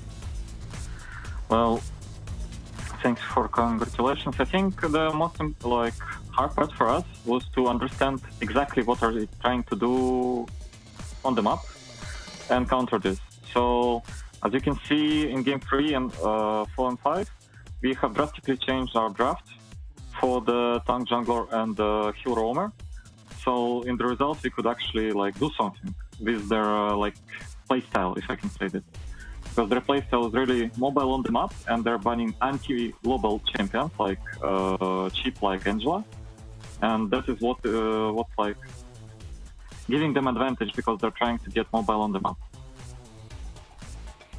Yeah, and the Ube strat definitely worked for the last game. For Private, what do you have for their coach? Well, we noticed, I mean, quite a dominating turn there after game 2. From game 3 and on, you guys were very dominant. Was there anything from those first 2 games that really, I know you did your research beforehand, but was there anything when you went into this that actually really surprised you coming from Twisted Minds? I think I was surprised game 1 by Arlo's performance by Mara. I think I kind of maybe underestimated him. It's kind of my mistake on this occasion, because he was really good under a lot. But overall, not really. Game 2 was kind of close game. It was just about our draft was not exactly what needed to be as to win against this kind of style. But then we adjusted and we were okay with this. And last question. Yeah, last question for me. I'm a support roamer myself. I want to see how far you can take this type of style up, maybe in terms like the international stage. How well do you think this strategy can go when you face up teams like coming from Indo or PH where they're used to styles like this? Well, if it's a clash of styles, I think like this style with tank jungle and heal roam is countered by assassin jungle, and like the style of global is countering the assassin, so it's like the triangle there is right now in the game. So it's more about this, how it will work. Absolutely agree. And congratulations once again on Fireflies for securing that champion, and best of luck to your upcoming endeavor. Are you guys going to have more international tournaments coming in? Yep, we are going to Riyadh Esports World Cup in 3 weeks. So yeah, we will be there. Oh, best of luck to Fireflies in Riyadh, and thank you for joining us. Thanks a lot. See you guys. Bye. Absolutely, that was a great performance coming in. And now, the code for all of you guys to get that skin. Make sure to take out your phone right now and scan and type that code in to secure a free skin. It's a pretty awesome skin, right, guys? What is it, $15 skin? We'll see. I haven't actually been able to get the code there, though. This is the moment that everybody's been waiting for. The code right there at the bottom. First 1,500 to claim it will get it. Don't be late. Yeah, I mean, it's going to be a surprise for everyone. I don't really know what it is myself, but I know Wheezy is out there. He was casting earlier. Now he has the chance to grab up his phone, get that code in. So guys, make sure to go grab it before he grabs it. Yeah, and lucky for you guys who stayed with us all the way until the end, you will have the opportunity to type that code in and get that awesome skin. Yeah, it's going to be amazing there. But, man, hats off to both these teams. Twisted Minds put in a valiant effort out there, but eventually, I mean, it also, when it comes to this top, to these high of performance, it is all about your ability to adjust. And that is exactly what Fireflies Esports showed us they were able to do. And, you know, it was a hard-fought game, right? It wasn't easy for either of these teams to get onto this, next level. And honestly, Twisted Minds, give them credit. It was a very hard-fought battle. It was an uphill battle, actually, to get to where they're at right now. So congratulations. Yes, you did not go all the way through, but you made it so extremely far. But once again, Fireflux, the fire belongs to you guys. You guys did so amazing today. And the fire has exploded. Congratulations, Fireflies Esports, once again. And for all of you guys joining us live, make sure to follow us on all of our socials, ESL Mobile, at X, Facebook, and Instagram. And also, make sure to join us on our Discord channel. And make sure to type in your favorite moments from this entire tournament. Yeah, join the socials, like and subscribe. I mean, if you guys are just tuning in here just to see some of the last matches, you missed some awesome action, especially with those first 3 games as well. I would want to go back there. If you want to check them out, go ahead and see them on the channel from the earlier in the video. But man, what a day it has been, and especially what a day it is for Turkey here. I am so excited for their victory here, but also excited to see what they can bring in the future. They already said that they're going to be at MSC as well. So look forward to seeing them continue on. Look forward to seeing all the rest of these teams too continue to compete. And, you know, final thoughts from me. I just want to congratulate both of the teams for getting this far, and also the fans out there for always supporting the stream. And again, my co-casters here and also the production being in my ear, speaking all the lovely things. Thank you guys all so much for allowing me to participate in this event. Hi, Mom. Hi, Dad. I'll see you guys next time from me. Wow, you're taking it a little bit too fast. I was going to ask you guys some questions before you go, but once again, you guys did amazing for this entire time. Also for all our viewers supporting us and the production and everybody who's here. My last question to all the casters is we all came from North America, and we get to see 3 incredible regions, incredible teams perform at the highest caliber. What do you think you acquired from this experience from each of these different regions? For me, we got to continually see why there's so much talk about Turkey. I was a little worried at the beginning when we saw a lot of the teams kind of getting put down, but Fireflex really changed my mind. Another little step up there that while Europe didn't make it here to the grand finals, a valiant effort. I know Europe has really been steadfast in trying to get more known, more going on there in the region to help them get out there and into more of these international. So hats off to them as well. It's just been an amazing experience. I love seeing what the rest of the regions can do, what they can put on, their different recipes and ingredients that they can put into the meta. And these last few weeks have really impressed me. And for me, I love North America. I love EU. But SPS China, I want to see you. Hit me up. That's where I want to go. That's where I want to see things. Wow, that's you're always trying to push this really far. I mean, first off, I really hope that SPS comes to North America. First and foremost, we had this for a very, very long time. But looking at the performances coming in from all these EU team, MENA team, and Turkey team, we can really see that every team has put in their best effort, and they're all playing at such commitment and also fortitude from each and individual player as well as the coach. So that's definitely raising the bar for the world competition, and we can't wait to see how these teams perform at the international level. And you guys are going to be watching for MSC, so we know they're going to do great in MSC. Any last words from the caster? I know Yue got a little bit ahead of himself, but we still have one last word from our casters. For me, it's been an amazing event. Thank you to the viewers. Thank you to the teams, and a very big head off to the production team who has made this super smooth. Always whispering those sweet nothings in our ears to make sure that things are going smoothly on the actual event as well. And you guys too. It's an absolute pleasure. Always professional. Always a great energy, and it's going to be a fantastic night. Hopefully, everybody enjoys this weekend. And I mean, for me, I already said pretty much all I need to do. Thank you guys all. Love you guys. It's been a great event. Yes, I mean, great job for all our casters, the productions. I've said this before, but also shout out to Yue's mom and dad. Apparently they're watching.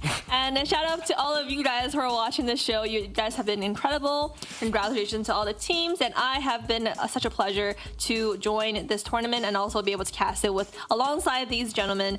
Thank you guys so much for joining us. We'll see you next time.